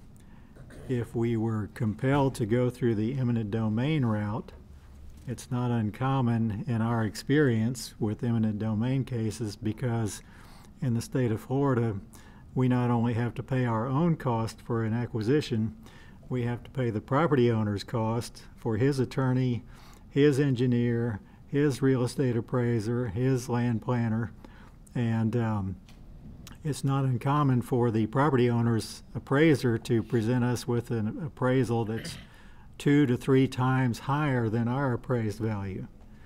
And so then we have to go to a jury trial with 12 jurors, and sometimes it's a roll of the dice what kind of number we're going to end up with between the number our appraiser has provided to us and the number the landowner's appraiser provides.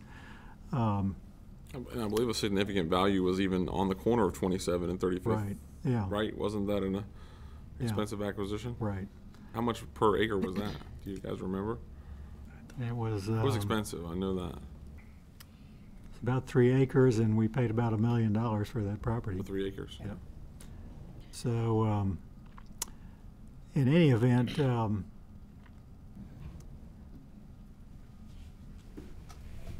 I think the $6 million is a very good value for the county for the right-of-way price. Now, regarding the Baldwin property, if we went that way, of course, we have no agreement with them. They, unlike the situation we have in this option contract, we have no current agreement that would have been alternative E, whereby they would have agreed to a voluntary transaction whatsoever. I know we've talked about the possibility of a donation. That would have been at one end of the spectrum. The other end of the spectrum would have been that they would have said, well, no, if you want our property, you have to go through eminent domain to get our property. So that's an unknown that as of today would still be out there. One of the factors with the Cliftons that enabled us to negotiate this as we did was that at least we had an alternate. But if we were to formally abandon option 3A or 3B, then we would no longer have an alternate when we went to negotiate with the Baldwins. And so that it would give them more leverage in negotiating with us if they wanted to use that leverage. Sure. And in fact, we've met with them about donating it, and we came with no resolution out of that meeting, correct? I had a meeting with representatives of the Baldwin family, and I believe John was in the meeting too. I could not get a clear answer that the right-of-way will be donated. And they're not the only, if we go with Route E, they're not the only property owners.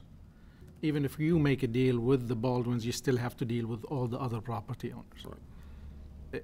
I mean, they are very nice people to work with. We're gonna be working with them on the interchange.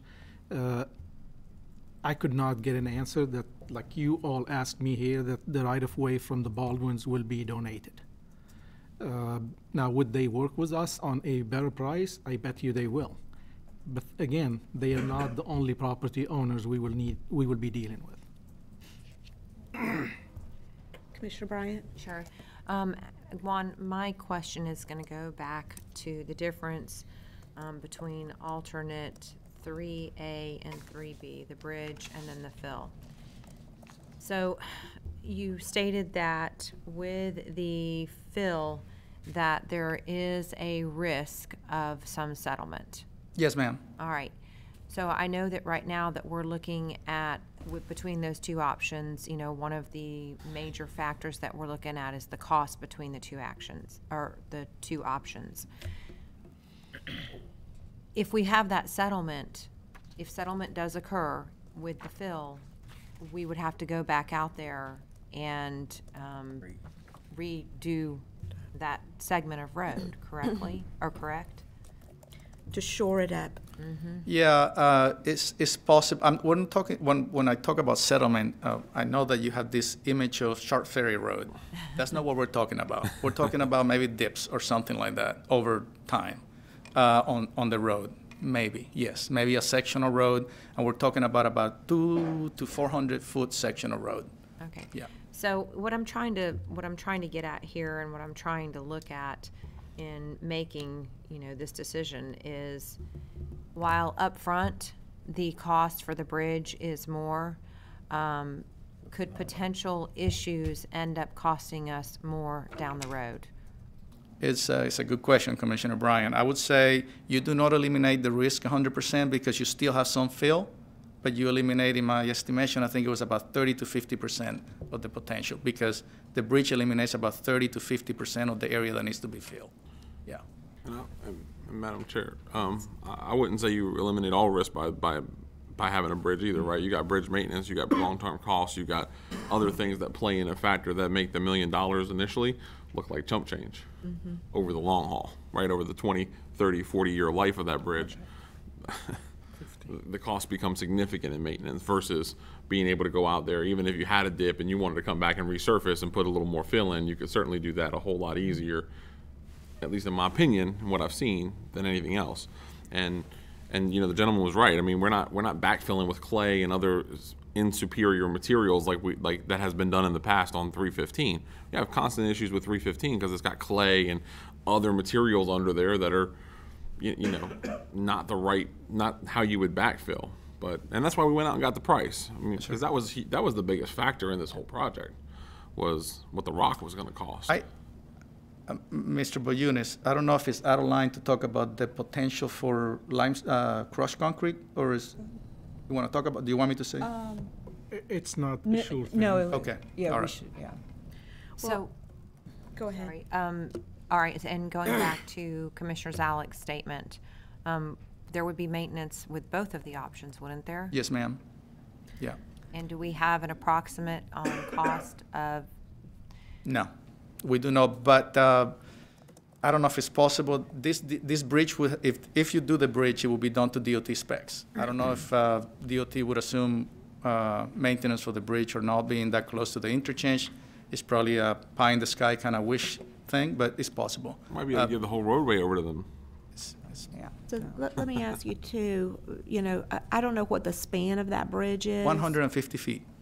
So in the event of inclement weather, are we going to be impacted by a possible bridge closure? No, ma'am. Okay, so No. it's not long enough that. No, and as you see in the rendering that you saw, it was very realistic as to what the features it would have. As a matter of fact, there will be two bridges, not one. There will be two parallel bridges independent of each other, okay, with a gap in the center. And then each one will have a protective barrier to prevent people from fooling around and falling on the lake. That was going to be my next Yeah, question. and we're trying to do the barrier, Commissioner Bryan, if we do the bridge, even if we don't do the bridge, since we have so many walls, the barrier will be the whole length of that property. There will be fencing and barriers for pedestrians to be protected from doing silly things. So that's already part of the cost that is there. The other issue that we considered for both options is there is a current water level for the lake. And we went back in time and tried to analyze how much has the water level fluctuated in that lake. So it looks like historically it is at a high level right now, according to my staff. And in addition to that, we went another 4 feet, right? 4 feet. So our benches assume that that lake could actually go up another 4 feet, and just then it will become to impact the maintenance benches and so forth, which we don't expect that to happen. Okay. Okay. So there's no bridge ices before roadway issues? We don't expect that in Marion. If it happens, it's going to be a very unusual thing. It It's happened happen before. Sometimes. It happened does one happen time. sometimes, yes. But no, I don't expect that. As a matter of fact, no, we don't expect that. So what? So in aspect to what a normal bridge. So if you put a 4 or 6 lane roadway underneath that bridge, like you would see in an overpass, how much different is this one? You could. I think my report talks about that. You could theoretically have maybe not a 4-lane road, but you could have a good 2-lane road going under it to connect the two parts of the Clifton property. From one side, you could do water. You could continue the lake. No, I'm just saying. I mean, so if you went and saw, State Road 200, is that about the span? Oh, I see what you're saying. No, not really. Longer than that. It's longer. Double than that. It's longer because say on 200 you have an intermediate support, right, which we eliminated. So these girders are really long, and they will be built in the Leesburg area. So it will be a sight to see them transported, 150 feet long each. But they're very long. Yes, yeah. They're longer than the girders you see on your regular overpass or so. Yeah. Okay. Yeah. So it look more like a bridge going over. Let me put it, these girders, this design of the bridge is more expensive than the one with the intermediate support, okay? However, the risk of having an intermediate support based on that dramatic topography that you saw there with a lake going down 30 to 50 feet, it just creates too much uncertainty as to cost, and very easily you could have $3 million more. So by eliminating that cost, now you have a certainty that this is what it would cost, plus or minus some factor. The field, if the field worries you from our engineering point of view, only the cost of a potential repair might be the issue, but I am not overly concerned with the field being the reason why you choose one or the other one. Okay. And then as to Commissioner Stone, if you do the fill only, then it will be pavement, asphalt the whole way through. Concrete is usually the one that freezes first. So I don't expect a lot of issues here in Florida, but asphalt would not have an issue there. Okay, that makes sense. And I think, so Commissioner Bryan and I talked about this, a few years ago when we first basically did the 489 agreement, to bring FedEx and Chewy and AutoZone. I mean, part of the process was to try to make that as easy as possible to the interchange, right? I mean, to try to alleviate traffic from Highway 27. So this was always the route that I've ever seen. Right. We went to alternative E because the mine came back with a price of 25 or 20 million dollars. It's like 30, wasn't it? Or 30. I mean, yeah, it was astronomical numbers. So we needed to go get an alternative price in case they were really going to hold to some obscure value like 20 or 30 million dollars. So that's why you've prepared alternative E for us in the first place. If you look at the roadway going all the way from Silver Springs Boulevard and Baseline, where eventually all of that will tie in, all the way across, right, Marion County to this property, and then we'll continue to extend behind Trilogy all the way out to 80th. darn near the World Equestrian Center, 80th, and will become a major thoroughfare. So it's important that we get this decision get it right. You know, so can we continue to make great our promises basically to the people that have come and bought property in our industrial park that have made us successful and brought our unemployment down, and then next, you know, do we take away any disadvantage from the Baldwin property, right? Because that's got the potential to develop into the next or another in conjunction with more development sites. So from your expert position, I think it's also important to get on the record making sure that, you know, by this interchange going in and us having other routes that we've talked about, do we impact the opportunity for growth and economic development in the Baldwin area? No, and if I may, actually this is I'm very proud of my commission passing this one for the foresight. I've been here a long time, 40 years, and we talked a lot about a loop. You are making the loop. This is the loop. You're gonna go from 36th Avenue or perhaps State Road 40 over the interstate with an interchange, which we only dreamed about. It was a long shot. We got that interchange. This eventually will connect to County Road 225A, which the project that you already in the works, which is 80th, is going to connect to this. Right. So you're going to go all the way from 200 north on 80th, connect at 225A straight to the interchange on this one. So it's very important you get it right. If I may indulge one little story, I was part of 31st Street, you know 31st Street. Okay, very proud of that job, beautiful. The city engineer and I fought very hard for a different alignment at 441, right around Kunz Furniture. We did not want, we didn't think it was looking in the future to have such a sharp turn that brings the speed limit down to 25. A lot of people complain today about why such a sharp turn, why 25? Yes, we saved $500,000 then, but we're stuck with that curve there forever. Right. So what I'm encouraging the commission is look ahead 20 years from now to see if those decisions will be applicable today, 20 years from now as they are today, so we don't end up with another 31st Street sharp curve there just because at the time it looked like we're going to save some money there. Okay. Question. Thank you. Yes. You're talking about the curve that's By the fire station. Coming down the bridge West going, side coming down the bridge going west around Kunz Furniture, yeah. I think I worked the accident. Yes, sir. Yes, And that was our on that. original desire was to have that go straight through, so. I do have a quick question that might be to Mr. Minner. What was, and that one, and the one Commissioner Zalek brought up, what was our last eminent domain? Didn't we just have one recently that came back that we had to pay a large amount for around, on 31st? The reference last to that project? trial we had was the one that involved Red Oaks? the 441 and on 441 with the Bellevue bypass that was that auto repair place. And so that was, obviously we were taking an existing business. So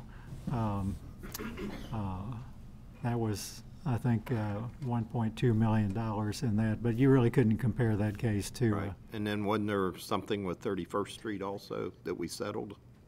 Or is that correct? we settled several on 31st Street. And they were pretty high too, so. Well, we had that one on Red Oaks Farm. That's what I was thinking about. I think that was 2 million, wasn't it? Yeah, but that was, there was all kinds of issues dealing with the, damage to the horse farm and whether he was gonna have to relocate part of his thoroughbred farm and, a number of. Possibility, so. Well, the attorneys and the appraisers for these property owners can get very creative when it comes to these cases. And, you get a 12-person jury that they know nothing about the law or the real estate values typically, and they come up with the best decision they can. But sometimes you get a good result, and sometimes you are left scratching your head wondering how they came up with their decision.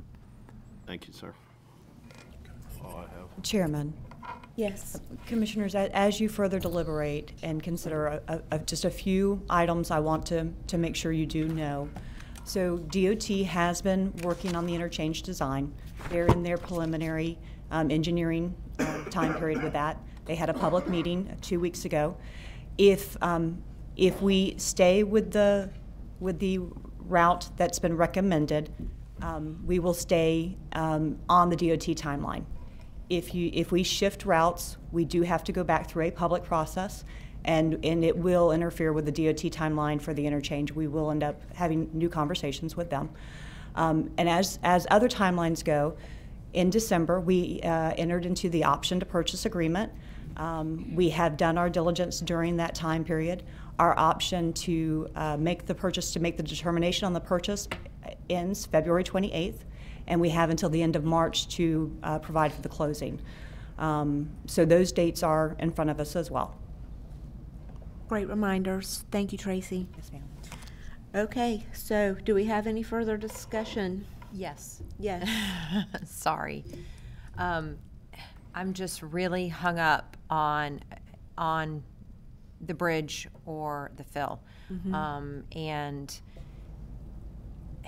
my question is it a possibility that we hold off on that decision between the bridge and the fill so that we could get just a little bit more information? Because as I fully agree with Mr. Guerra in this statement that this is going to be here forever. We are creating something that, it's going to be part of our legacy. What more information do you need? I'm just curious on maintenance costs between the two, long-term, those types of things. Because while we know that there would be bridge maintenance, we also know that there would be maintenance with the fill option, and I'm just really curious as to what I think the bigger question today is honestly which route you want. Route is fine. Because I think you could spend a little more time. We can bring back final drawings on whichever recommendation. You can go spend some more time maybe with Mr. Guerra,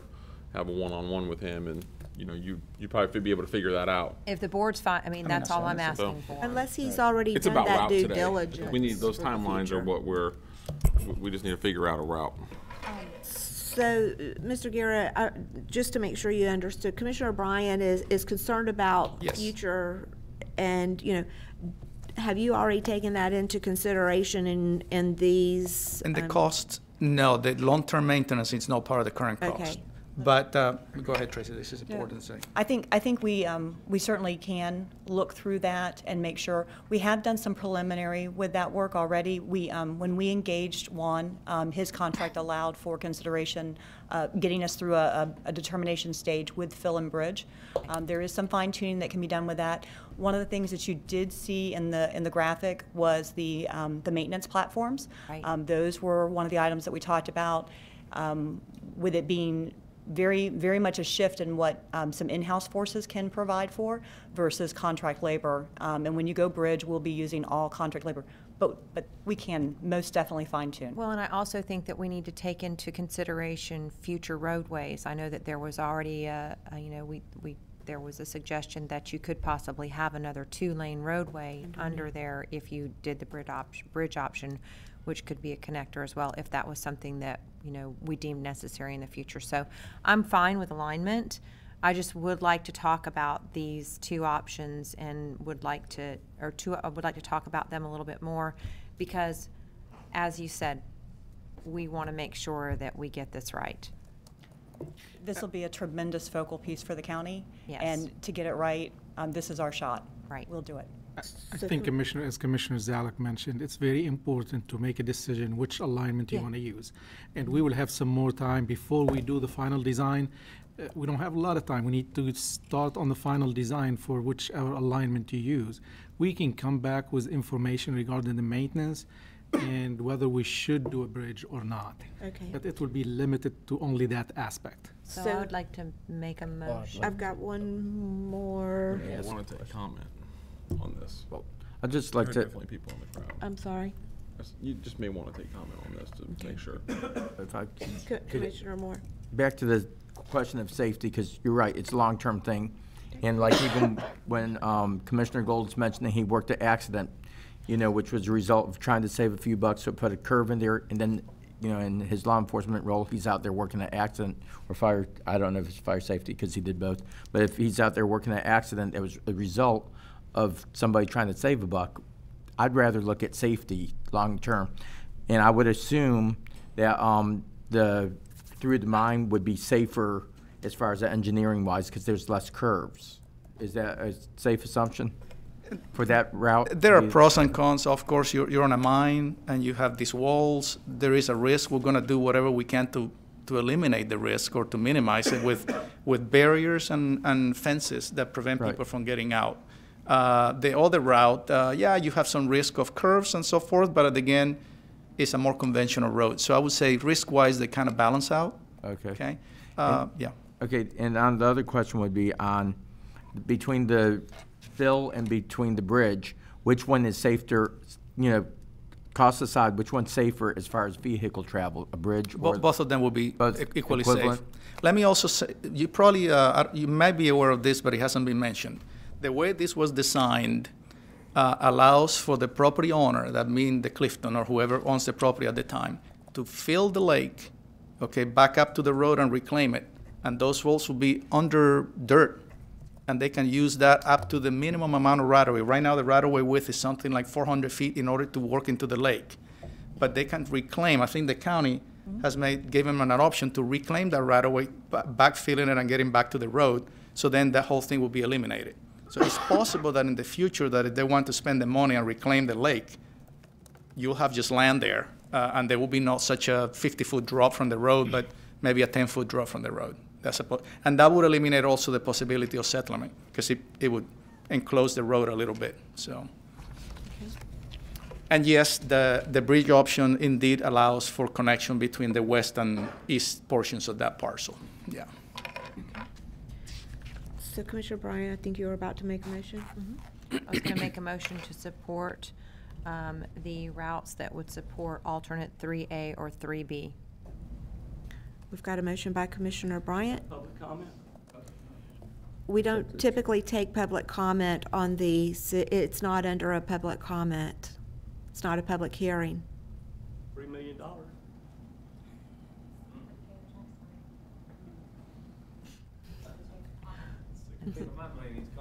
Hey, It's the chair's I was going to decision. say, you can do it. They don't need to talk from the audience. we'll do public comment, but there will be no talking from the audience, and you'll have 2 minutes to speak. John Rudiani, 2441 Northeast 3rd Street. I'm here on behalf of the Baldwins. We've contacted, as far as the property owners, there's been several, I'll pass this out, this will just show you the people that are, most of them are in the audience, that are property owners that have agreed to sell to the county at $25,000 an acre for the right-of-way, which is about 75% of the right-of-way necessary.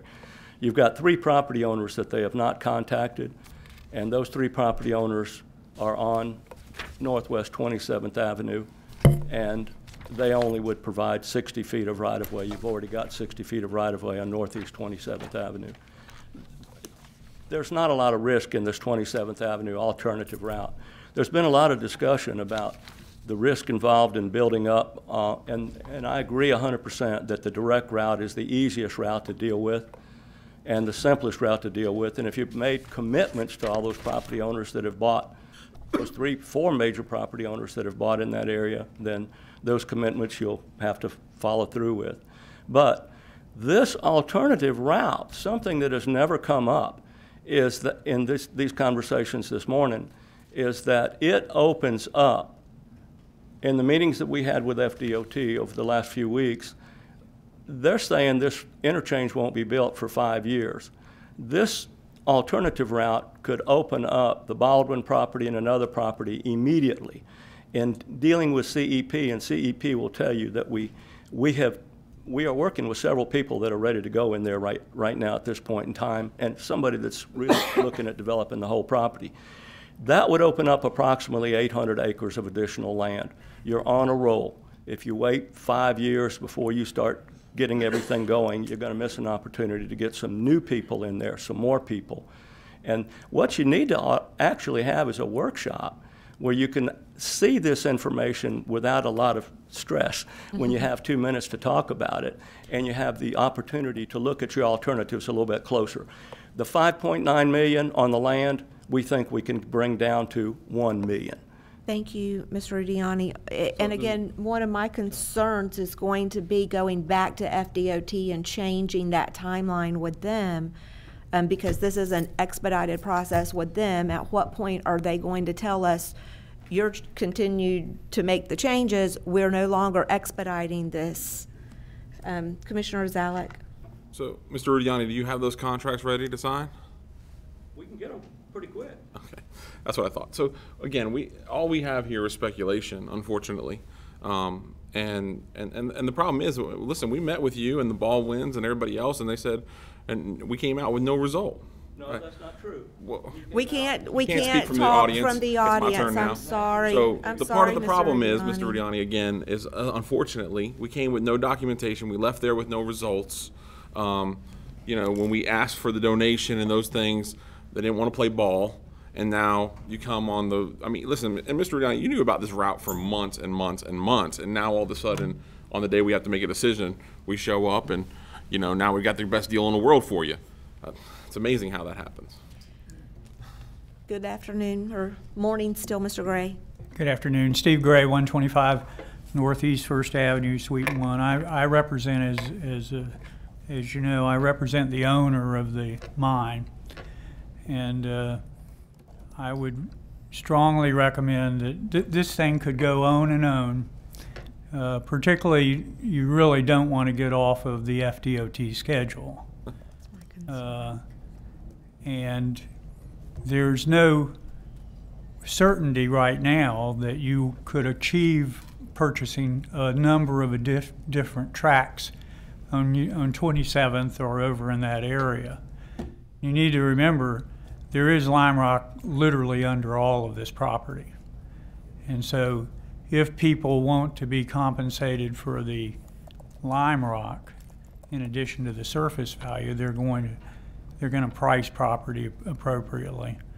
But we have taken out of our cost request the value of the lime rock underneath the road right of way, which was a big issue from day one. And that's what we did, was we reduced it down. But the certainty, we like you need to have some certainty as to where things are going. So we hope that you would go ahead and make a decision to acquire the property. Thank you, Mr. Gray. We'll continue with public comment for 2 minutes if anyone else in the audience cares to come forward. John Sapp, 4810 Northwest 27th Avenue. I'm the corner of 49th Street and 27th Avenue, so this would obviously affect me. There's been no comment, there's been no outreach from the county, from county staff, from engineering, anyone towards me as a property owner in this discussion. Had this have happened, the dialogue that Monier talks about would have been far different. It would have been an open discussion had we been brought in at a earlier time than finding out about this at the 9th hour. So I'm disappointed that this is the approach that we're taking to a $16 million project. The lack of a development outside of the road, which the 489 property was a joint venture between city and county, and has been greatly, it's just high success, great tax revenue for the county, and this little short stretch for $16 million does not do that. There is no developable land adjoining this property. One's water and one's going to be a backfill. It's not suitable.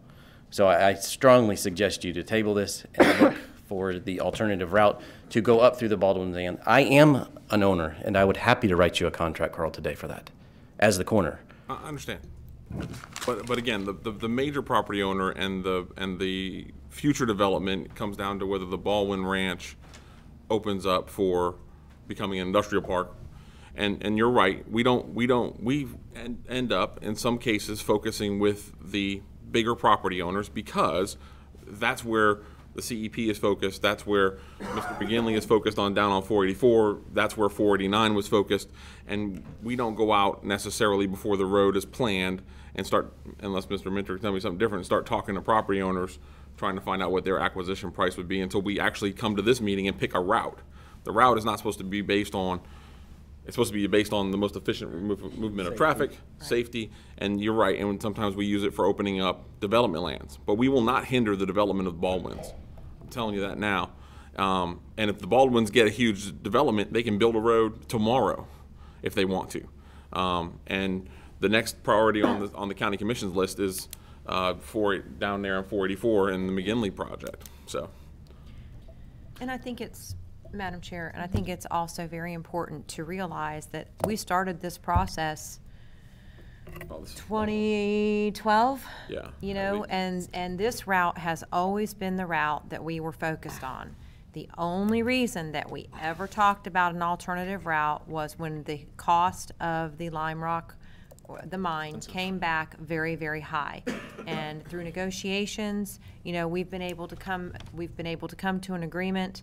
That is the route that was chosen. That's the route that when we talked with FDOT about doing the interchange, that's the route that we have always used, because that was the route that was going through the property that was going to be developed, and for traffic reasons and everything else. Safety and efficiency. So this really, we never moved forward with that option because we were able to come to an agreement with the property owners for the original route.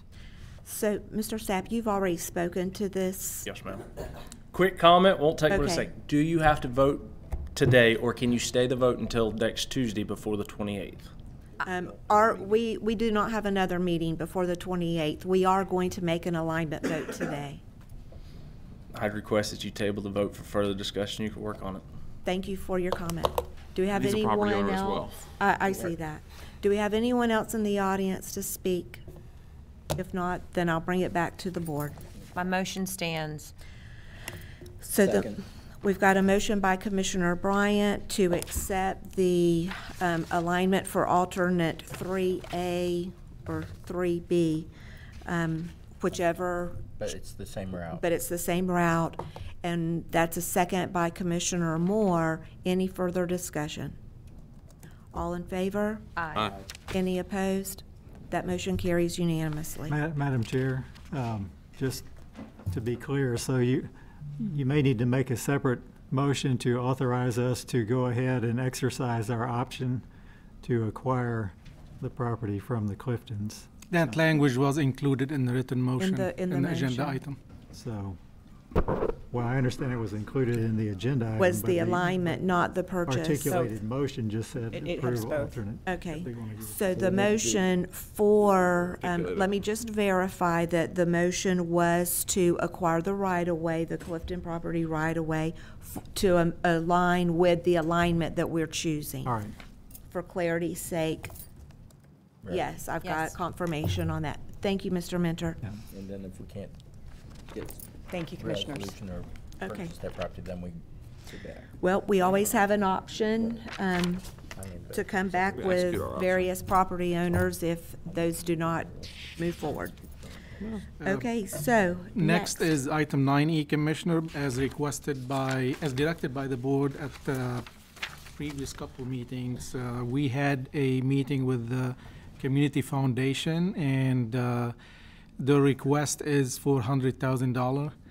But at that time, when they came in front of the board, like it was needed in a very short time frame, our discussion with them outlining the benefits to the county and all the different services that will provide for us has been stated and revised, and it will work for them if we will go through the budget process and include the request to be considered as part of the proposed budget for next year.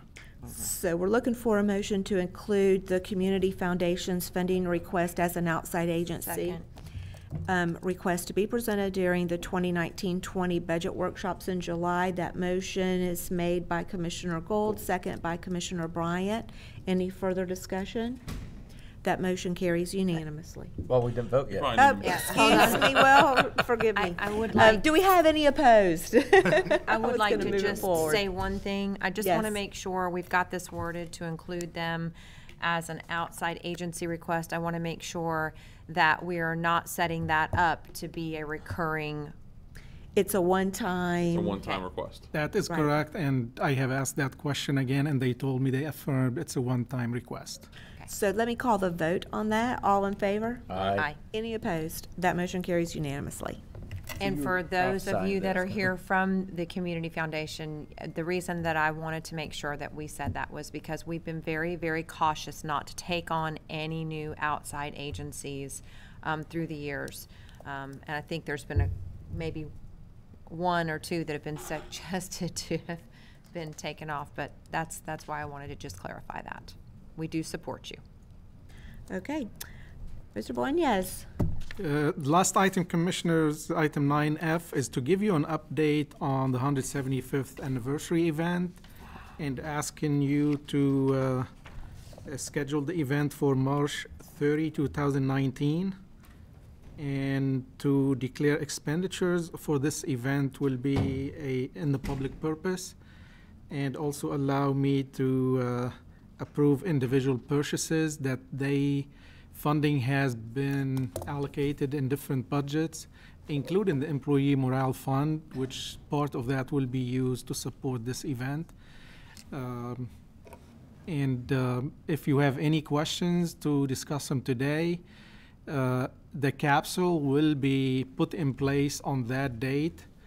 Any feedback from you or any direction on items you would like to include in the capsule, that would be very helpful to us. Can we put Jeannie in it? You'll have to shrink her. I need Jeannie. Hey, I watched a movie last night with my grandchild, Honey, I Ashton. Shrunk the So Kids. it was the Tooth Fairy, and there's a toothpaste that you can take that you can shrink yourself. So we can get you some of that and put you in the time capsule. We'll put that on the order. Rick would appreciate it. He really would. We have a great response from the community. We have several sponsorships, and Jeannie will talk about that. Okay, sure.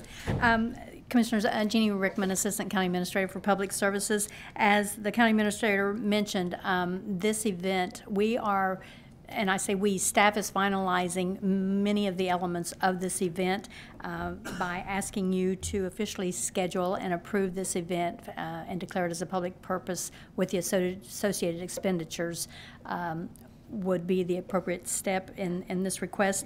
We have more than 200 booth displays, as mentioned in our agenda item, that will include the theme of the historical relevance. You should, I think you have a copy of the flyer that is also being distributed throughout the communities. More of the planning is underway, which, while it's not listed on the flyer, we have it scheduled from 10 a.m. till 4 p.m., but we are currently trying to firm up a finale for the evening, which will include Kingdom of the Sun performing patriotic songs, as well as a fireworks display. And so those will also be advertised and mentioned as soon as we firm those up. As he also mentioned, though, while we have the associated costs within our budget, we have had an overwhelming support of many of the community partners and stakeholders here that are willing to support through sponsorship of this event. And so without them, a lot of these things, we would not be able to bring to that. So I wanted, those will be recognized. We have approximately 13 sponsors at this point, with still some coming in. But they will be recognized prior to the event. We have a radio station that will be here during the event, as well as they will be recognized throughout different points during that day and on stage. So there's a lot that's going to happen that day. It's a lot of excitement in the community on behalf of this. Commissioner Moore? I also just want to point out to the community that the day before at Fort King, Fort King Heritage Association, we're going to be having events, and one of the ones you're going to get to see a couple of your commissioners, a couple of city councilmen, and On the 28th. on the 28th, 29th. What's the difference? It's a whole day. Just an event. So people will just show up and there's no one there, but anyway, thank you for correcting that. But on the 28th is, we're going to dress up and we're going to reenact the founding of the county. So 28th, 29th, whatever. The 28th. She says 28th, he says 29th, whichever day. Check the Fort King Heritage website. How about that? But I'll go ahead and make the motion for this as a public purpose. Okay, we've got a motion by Commissioner Moore to approve and schedule the 175th anniversary event on March the 30th and declare any expenditures for this event to be public purpose and authorize the county administrator to approve the individual purchases. That motion is by Commissioner Moore. Do we have a second? Second. And a second by Commissioner Bryant. Any further discussion? All in favor? Aye. Any opposed? That motion carries unanimously, and the reenactment will be on March the 28th at Fort King. And Commissioner, all the constitutional officers are involved in this event. I believe the sheriff, he looked at our pins. I think he's doing stars with the 175th anniversary. Yeah. Nice. Very nice, very nice. The whole community is really coming out. 200 vendors. We're going to have a grand day. Grand day. Okay. Mr. Boyness, do you have anything else today? That's enough for today. You sure? Yes. Okay, we'll take it to committee items at this moment. Yes, ma'am. Item 10A is your Code Enforcement Board alternate. Joseph Harding received the appropriate votes. Okay, so moved. Second. We got a motion to accept Mr. Harding as the alternate board member for the Code Enforcement Board by Commissioner Moore, second by Commissioner Bryant. All in favor? Aye. Any opposed? That motion carries unanimously. 10B, Hills of Ocala MSTU for recreation. Candace Wilcox received the appropriate votes. So moved. Second. We have a motion to accept Ms. Wilcox as the Hills of Ocala MSTU Advisory Council by Commissioner Bryant, second by Commissioner Moore. All in favor? Aye. Any opposed? That motion carries unanimously. 10C is Marion Oaks MSTU for recreation services. That was to elect 2 positions for 1 term ending February 2023. Carol Lamotte and Bobby Whipple received the appropriate votes. So moved. Second. I'm coming. We've got a motion to accept Lamotte and Whipple for the Marion Oaks MSTU Advisory Council by Commissioner Moore, second by Commissioner Gold. All in favor? Aye. Any opposed? That motion carries unanimously. Thank you very much, Mr. Ellsperman. Next notation for action, we've got 4 items on here with dates and ratifications. Do we need to take them all individually, or can we do them all with one motion? One motion. 11B. Yes. I'm not available that afternoon. Okay, that is an important date for you to be present, so let's look for something different. Do you have a suggestion? That was a really nice birthday present you guys were trying to give me. Gee, we'll have cake at the workshop.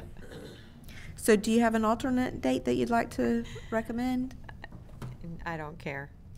Can we table this till this afternoon? Let us look at another That's date. fine. Okay, very good. So is that the only one that we want to table? We've got the 3rd, the 4th. Just question for the board, are we tabling 11B only and Yes. passing 11A, 11C, and 11D? Correct. So I'll take a motion to, So moved. Second. I've got a motion by Commissioner Bryant with a second by Commissioner Moore for 11A, 11C, and 11D. All in favor? Aye. Any opposed? That motion carries unanimously. And I will, do I need a motion for a table? Motion to table. Yes. I've got a motion by Commissioner Moore to table 11B until 2 p.m. today, with a second by Commissioner Gold. All in favor? Aye. Any opposed? That motion carries unanimously. Okay, commissioner items. We'll start with Commissioner Moore. Oh, wow. I'm used to staring on the ends and working. Okay. With Forking Heritage Association, I'd like everybody to just start researching this stuff with Forking Heritage, because Phase 2 will be kicking into play. One thing that's interesting is with the founding of Marion County, they were mentioning the Baldwins. Well, the ancestors of Tony Baldwin and Joy and all that on the Baldwin piece that we were discussing in a different thing, their ancestors were some of the founders of Marion County. So if you go back in Marion County history, it's interesting. And then it was interesting that the Baldwins back in the 1800s actually went up and advocated on behalf of Marion County before Marion County was actually a county. They're one of the reasons why there's a Marion County. So it's a little bit of interesting history. Mr. Tony has actually a letter that his great-great-grandfather or something wrote, and it was pretty interesting. But with that aside, Forking Heritage Association, go ahead, go to the website, learn the history of Marion County, because a lot of people don't know the history of Marion County. They don't know why it's so significant, how many presidents actually stayed here, how many things that actually happened within about a mile of where you're sitting. Well, actually, it's 1.4 miles to be exact of where you're sitting right now. The history of this county, the history of the state, national history was made here. The start of the Second Seminole War was 1.4 miles from where you're sitting. So take the time when you have time to research Marion County history. It's very fascinating. And thank you for all the people on our historical commission, all the people that are with all the different, with the Historical Ocala Preservation Society, HOPS, with all the different groups that are teaching the history of this area. It's really a fascinating thing to be involved in. Commissioner Moore, I think you missed your calling in life. What, history? I think you should be a history professor. Well, I feel like that when I homeschool my son, I feel like I'm a history professor. But we're doing World War I history right now with homeschool. But anyway, yeah, it's an area that I find fascinating. But I think it's an area that's also very beneficial, that people learn how we got to be where we're at. And that, like back in the 1800s, I'll just throw out another interesting thing, was there was a time that there was 5 African Americans that were on this county commission, and they were all Republican. So, you know, then we went all Democrat for a while, and we're back all Republican again. So it's interesting history. But anyway, I digress. Just check out the Forking Heritage Association. Yes, I was actually going to get to the rest. Okay. It's just hit the area there. I was kind of, you know, I have a kind of bit of a love for history. But the other, I would like to thank our fire services for being willing to take over 911 and to make the needed improvements there. That was something that was today that I think, since it was in the consent, kind of got missed, but it was something really important that we improve our 911 services, because response times are going to come down as a result of this, and it's going to save lives. So that's greatly appreciated. Thank you, Chief Damien. Back when you were in charge before, I tried to get you to stay there, and now we've got it how it should be. So thank you, sir, for accepting that role, and just kudos to you. Kudos to all of our public safety people for keeping us safe every day, and thank you to all of our county commission employees that work every day, day in, day out, selflessly to make Marion County so great. Thank you, Commissioner Moore. We'll next move to Commissioner Zalek. Not a whole lot today. I just want to thank everybody for the tour of the Mar Barker House. Now that it was set up, was really good. I thought it was a great team leadership outing, and our staff and teams did just a phenomenal job. Thanks to Parks Department for really kind of putting that on and cooking some ribs and chicken and always having a good time, and appreciate what they're doing out there. I can't wait for we need a live fire Tommy gun exhibition, obviously. Right? I mean, you can't go to that place and not have a shootout. I mean, it just kind of defies the experience. I think Kelsey is ready. Yeah. So we're ready to go. But yeah, that was it was a great tour and had a lot of fun, and thankful for our team and the leadership that continues to build, and the folks that are just, you know, if we all get better every day, hopefully we continue to raise the ceiling on expectations of our peers, and I'm really grateful for working on this team and working with this commission. Appreciate y'all. Well, thank you very much, Commissioner Zalek, and thank you for being out there that day. It was a lot of fun as well. Okay, Commissioner Gold. Paintball, yeah, okay, airsoft. Commissioner Bryant. Okay, so I actually do have a couple of things today. I'm going to start with thanking you all for supporting the sheriff's request for the opioid amnesty treatment program, but I actually think that this commission should go a step further, and I would like to ask that we actually give some funding from this commission. In a conversation that I had with Chief Graham last week, you know, it costs approximately $10,000 to put somebody through a treatment program. And the biggest issue that they face, as everyone else faces, as I have had, not my own family personal experience, is that when someone does reach that point where they want help, I think the most heartbreaking thing is when they're there and they want help, there's no money for them to get the treatment that they need. And I feel very strongly in the fact that we should be supporting that program, because at the end of the day, the money that we save for every person that successfully completes treatment, the money that we save in not having that person with the addiction out there, the family cost that is associated with it. When I say family costs, if you take an addict and they have a child and that child gets put into the foster system, there's a ton of taxpayer dollars that goes into the care of that child. And not only that, it's about $70,000 when a baby is born addicted to opioids or any kind of other substance.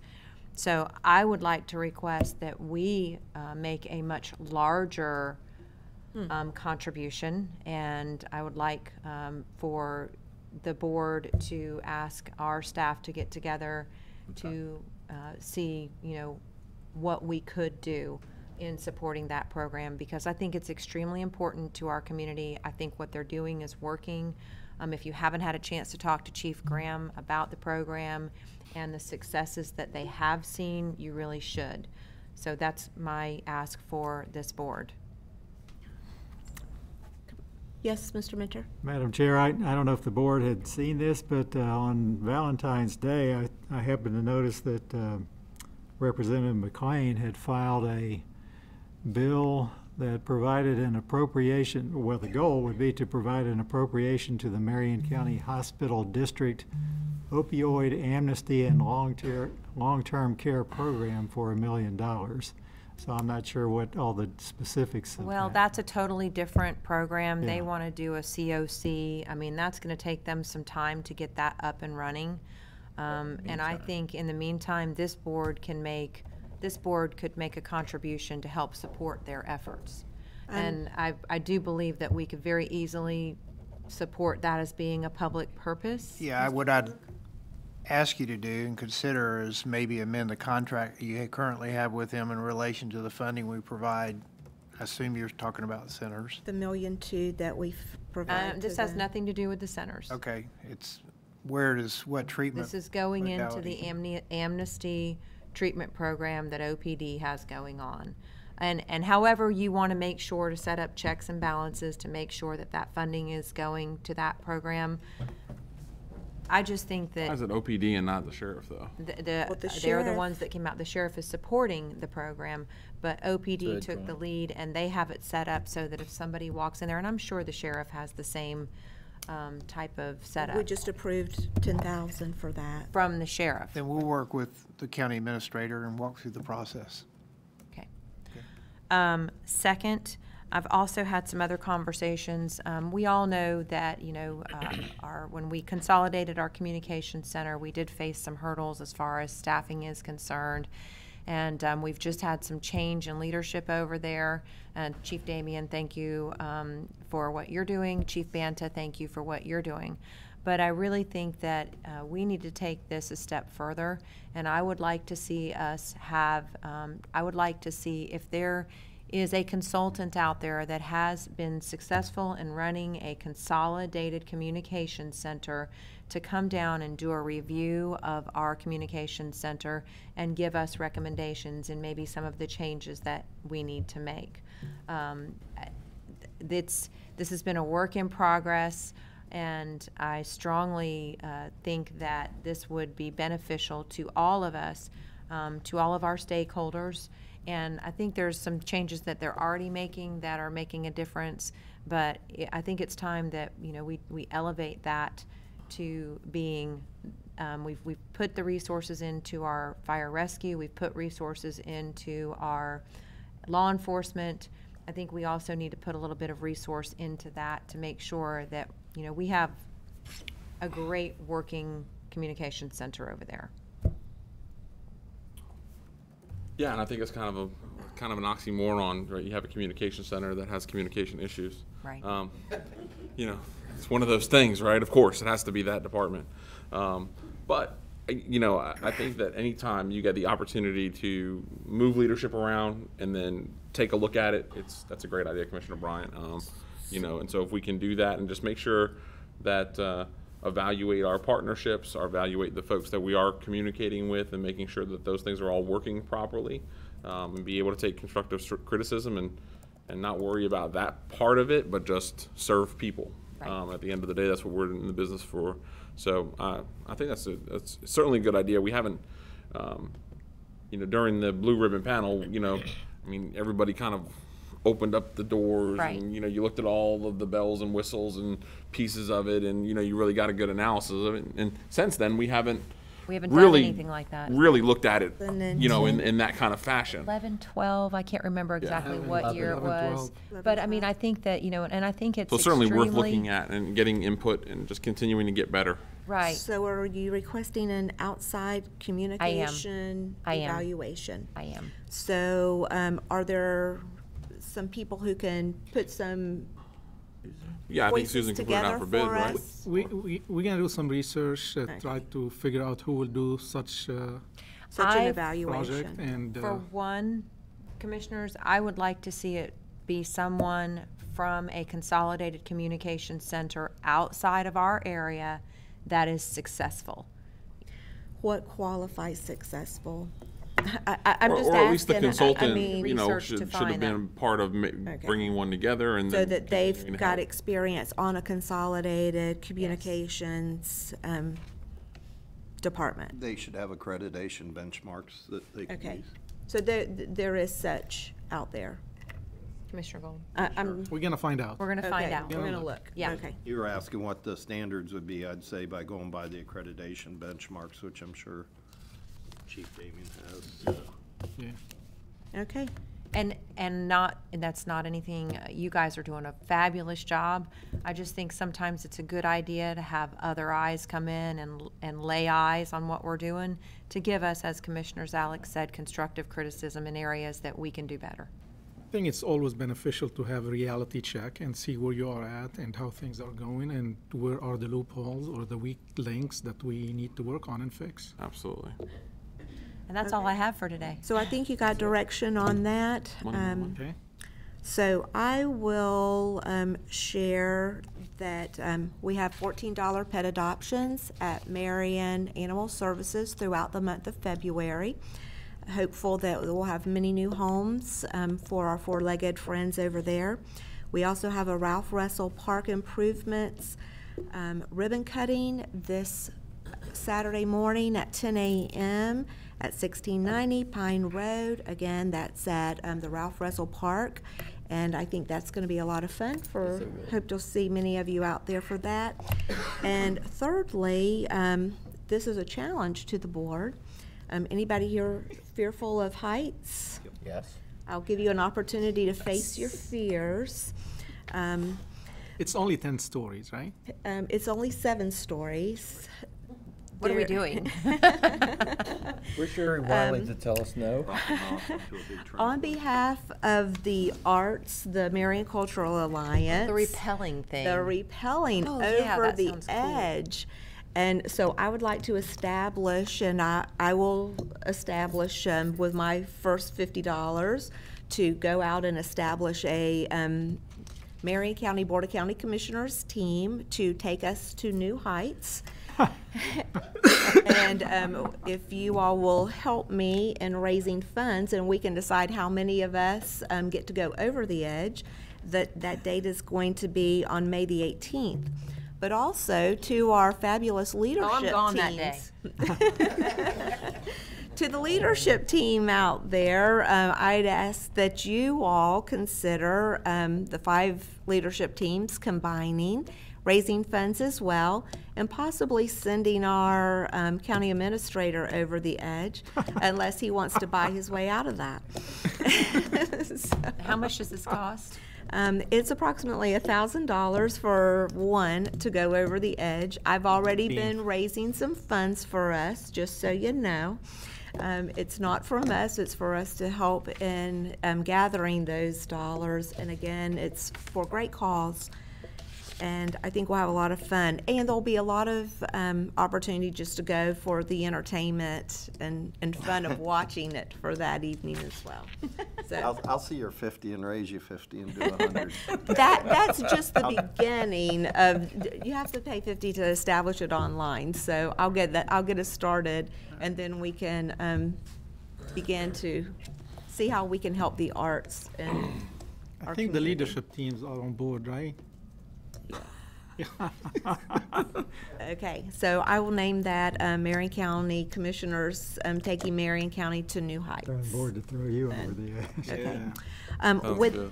Very good. Thank you all for facing your fears on that, and we'll decide how we're going to, who of us will go over based on what we get raised. How many of us? So it'll be a lot of fun. Delegated, right? We'll see. We'll see. It's up to the 5, or the 5 of us could vote to send Monier over if we so chose. Why don't we send Jeannie? Well, the leadership team is going to be also raising funds as well, so we'll see what they choose to do as well. So I'm going to open it back up for public comment. He didn't have anything. Thank you for your help, though. Do we have anyone else in the public who would like to speak this evening? There we go. Doug Shear, 2301 Southeast 85th Street, Ocala, Florida. I agree. I'm glad Animal Services is getting this new cages and doing a lot. I would still like to see our county step forward, because I think to controlling pets, enforcing our licensures the way most counties in the state do is as effective as anything else we're doing, and we don't do it. We have a differential licensing fee, but we don't enforce it.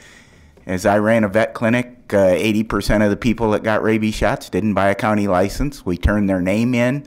They sit in a stack. You require veterinarians to turn in every name every month.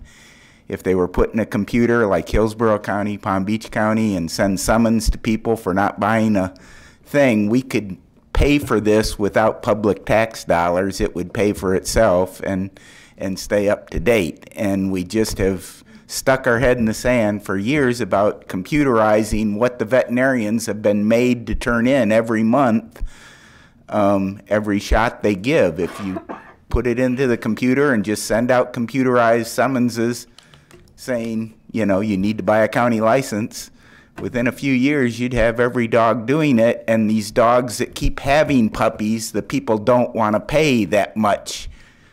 So that cuts down on the number of puppies rather than the cost of what it costs us to help fund low-cost spay and neuter things. And we need to enforce this differential licensing law and make it support itself.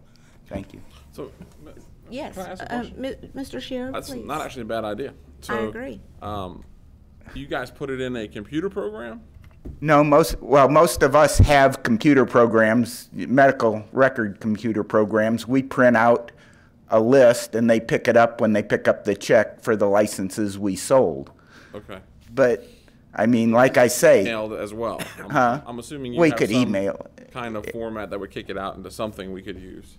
Yeah, I mean, we could email it easier than we print the list, but right now everyone that I know just prints them a list because they come around to pick up the And check. the summons comes from animal control or the court or? Yeah, from I guess I haven't looked at that in the other counties. My sister licenses her dog up here when I give it a shot rather than in Palm Beach County, even though she lives there, because it's so much cheaper.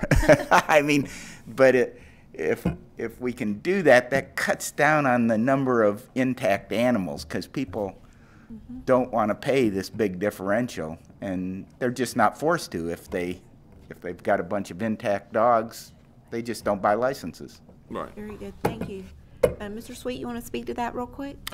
Yes, there's several programs that have come out recently that can work with our local veterinarians and the software that we currently operate with to automatically upload that information, but it's at an extensive cost.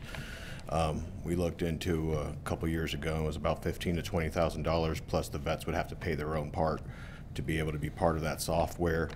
To automatically, what we do currently right now with the county licenses, that if we respond to a case and it's a valid case where there's a valid complaint, it's mandatory for the officer to issue a citation for rabies and county license if they fail to have that.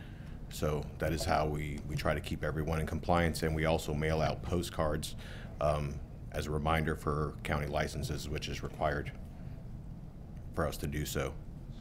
Right, but we're not really sending out. We don't mail out citations. Right. Yeah. That's what. That's the difference. And some communities do, and some people like that, and some don't. Well, can we look at the effect? I mean, we just need to do some. Bring back some recommendations. That's not a bad idea at all. I mean, it could very well help solidify some of the pets that and then especially if they have to be chipped and licensed, it would certainly help our cause. Absolutely. So Very I know good. there were some recommendations to bring chipping. So I think if we could. If you don't mind, commissioners, as they do research, like look at both of those things together, chipping and licensing, that would seem to make sense to me. Yeah. While we're on that, the one person that had signed up to speak who didn't this morning had mentioned to me you were in that conversation, but she had mentioned, if somebody gets fined by your office, like a $500 fine or whatever, that they be where they could not own pets till they pay that fine, to give them encouragement to pay their fine. So just, if Jim, if you would speak to that, or do you mind speaking to that? I should phrase it a different way. Not at all. We did have a one-on-one with a local animal advocate that was interested in maybe proposing some language for an ordinance that would result in, if they failed to pay their fine, they could not acquire any further animals until their fine was paid. That's something that was discussed. From my understanding, there'd have to be a little research into it to see if that is something that would be enforceable in our community. So. And how you could determine if a fine had been paid? Do we keep records that you could look, or is that on the clerk's site? It's on the clerk's site, and we're able to access that fairly easily. So that's something we're regularly on to update our own records when it comes to citations. Well, then I think that might be another option of looking at that as well. Okay. All right. Very good. All right, we'll expect some follow-up with that. Yes, ma'am. Hello, Ms. Gale. Hi, Commissioner. Virginia Gale, 14715 Southwest 39th Circle, Ocala, Florida. Good morning, Commissioners and team, and all my brothers and sisters out there.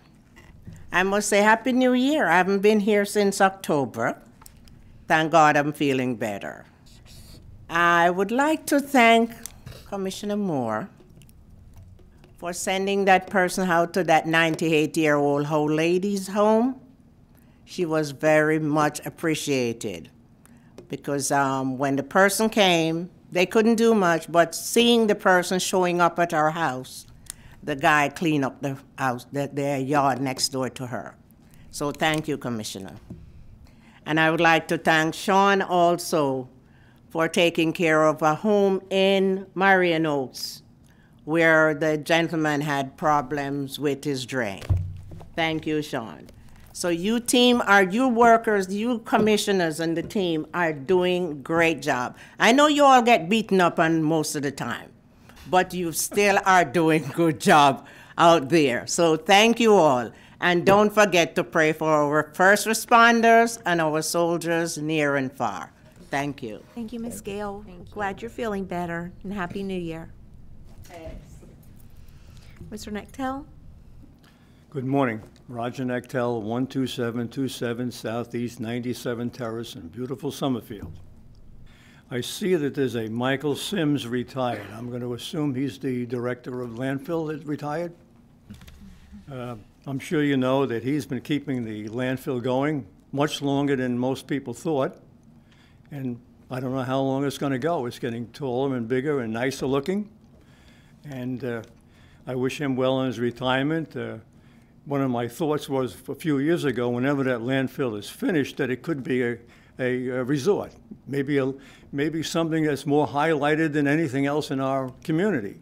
It could be a multi-sport thing. You know, it could be a track for running, a track for bicycling, motorcycling, any type of thing you can think of. A sports a hill, the big hill in Marion County, and that may be a big attraction.